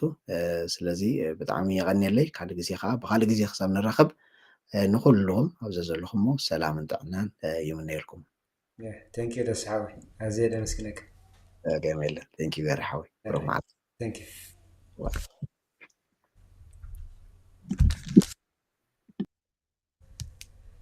يا سلام كلكم مسانا تسنحكم يا اخوات كمون بدحريت بحجي تريونا فيديو انتايو كل غزي ابزات زدلنا انفورميشن كابين رخو ندحريلنا كل غزي تي افتي مويا زلو ወይ ካፍቲ ስራሕ ዘሎ በቲ ቋንቋና ምኻ እትንደሊ ሓበሬታ ክንረክብ ከለና ጽቡቕ እዩ ማለት እዩ ኣብ ሰዓቱ በቲ ዝርዳእና ቋንቋ ክንፈልጥ ንኽእል ክንገብሮ ዝግባአና እውን ይሕግዘና እሞ ኣብዚ መደብ እዚ ምናልባት ኣብቲ ኣነ ዘቕርበልኩም ኩሉ ግዜ ናተይ ናይ ኮንስትራክሽን ስራሕ ስለ ዝኾነ ኣብቲ ናይ ዲዛይን ናይቲ ገዛ ሪሞዴል ናይ ምግባር ወይ ከዓ ዝጥቀመሉ ዓይነት መሳርሒ እዚ ከምዚ ነይሩ ከምዚ ተጠቒመ ከም ሰሪሐ ኢለ ፖስት ይገብረልኩም ነይረ ከምኡ ድማ ኣብ ዝኾነ ሪሞዴል ዘድልዮ እንድሕር ኮይኑ ኣብ ስቶሬጅ ንጥቀመሉ ቦታታት ከመይ ጌርና ካብ ስቶሬጅ ቦታ ንዕኡ ፈሊና ከም ኢንካም ናትና ቆፂርና ንዕኡ ገዛ ሰሪሕና ኣካሪና ኢና ወይ እውን ደቅና መፅንዒ ናይ ስቱድዮ ዝኾነሎም ቦታ ንገብሮ ዘርኢ ቪድዮ ክሰርሓልኩም ፀኒሐ ሕጂ ድማ ከምዚ ኣለዉ ብሉፃት ኣሕዋትና ብዙሕ ኣፍልጦ ዘለዎም እሞኻብቲ ስራሕ ኣብቲ ሞያ ዝነጥፉ ምስቲ ናተይ ስራሕ ኣተኣሳሲረ ከምኡ እናገበርኩ ኣብቲ ናቶም ግዜ ንእሽተይ ካብቲ ዘለዎም ግዜ ኣብ ተወሳኺ ስርሖም እንዳምፃና ከምዚ ጌርና ክንሓቶም ከለና እሶም እውን እቲ ዘለዎም ኢንፎርሜሽን ክቡና ከለዉ ንዓና ጥቕሚ እዩ ዝብል እምነት ኣለኒ ስለዚ ንኩሉ ሰብ ክባፃሕ ነቶም ዋላ ብሕጂ ትርእይዎ ሼር ክትገብርዎ ከለኹም ካልእ ሰብ ዘይረኣዮ ኢንፎርሜሽን ክረክብ ይኽእል እዩ ካልእ ምናልባት ናይ እዚ ዘምፅኦ ዘለኹ ኣብ ኣሜሪካ ናይ ዘለዉ እዩ ተመሳሳልነት እንድሕር ኣልይዎ ወይ ኣብ ካናዳ ወይ እውን ኣብ ኤውሮጳ ከመይ ናቱ ኣካይዳ ትፈልጡ እንድሕር ኣለኹም ወይ ከዓ ከምኡ ዓይነት ስራሕት ትሰርሑ እንድሕር ኣለኹም ከዓ ጆይን ክትገብሩና በዚ ኣጋጣሚ ከዕድመኩም ፈቱ እቲ ዘለና ኢንፎርሜሽን ኣብ ዘለና ዓዲ ክንረኽቦ ከለና እቲ ሓደ ስቴፕ ንመንገዲ ክሕግዘና ዝኽእል እዩ ስለዚ ንትገብርዎ ኩሉ ምትብባዕ ኣዝየ የመስግነኩም ሼር ላይክ ብምግባር ናብ ካልእ ክባፅሕ ከምኡ ከዓ ነዚ ቻነል ንክዓቢ ስለ ዝሕግዝ ኣብ ንሪእየሉ ግዜ ላይክ ንግበሮ ሼር ከዓ ንግበሮ እንድሕር ሓደስቲ ኮንኩም ከዓ ነዚ ቻነል ሳብስክራይብ ብምግባር ንክዓቢ ይሕግዘይ ከምኡ ኣብ ፖስት ኣብ ዝገብረሉ ወይ ካልእ ቪድዮታት ኣብ ዝስራሓሉ ድማ ብቐሊሉ ኖቲፊኬሽን ክመፀኩም ስለ ዝኽእል ማለት እዩ ስለዚ ንሎሚ ኣብዚ ከኣኽለና እዩ ኣብ ቀፃሊ ድማ ከምኡ እናገበርና ብካልእ ዓይነታት ሞያታት ዝሰርሑ ኣሕዋትና مغافتي معلتاوي مناوبرنا زحجزنا سراحات يزلكم كمتص خنفقد أملاح دما سلام غنينا أبزل لكم سلام وسنة بروح مشت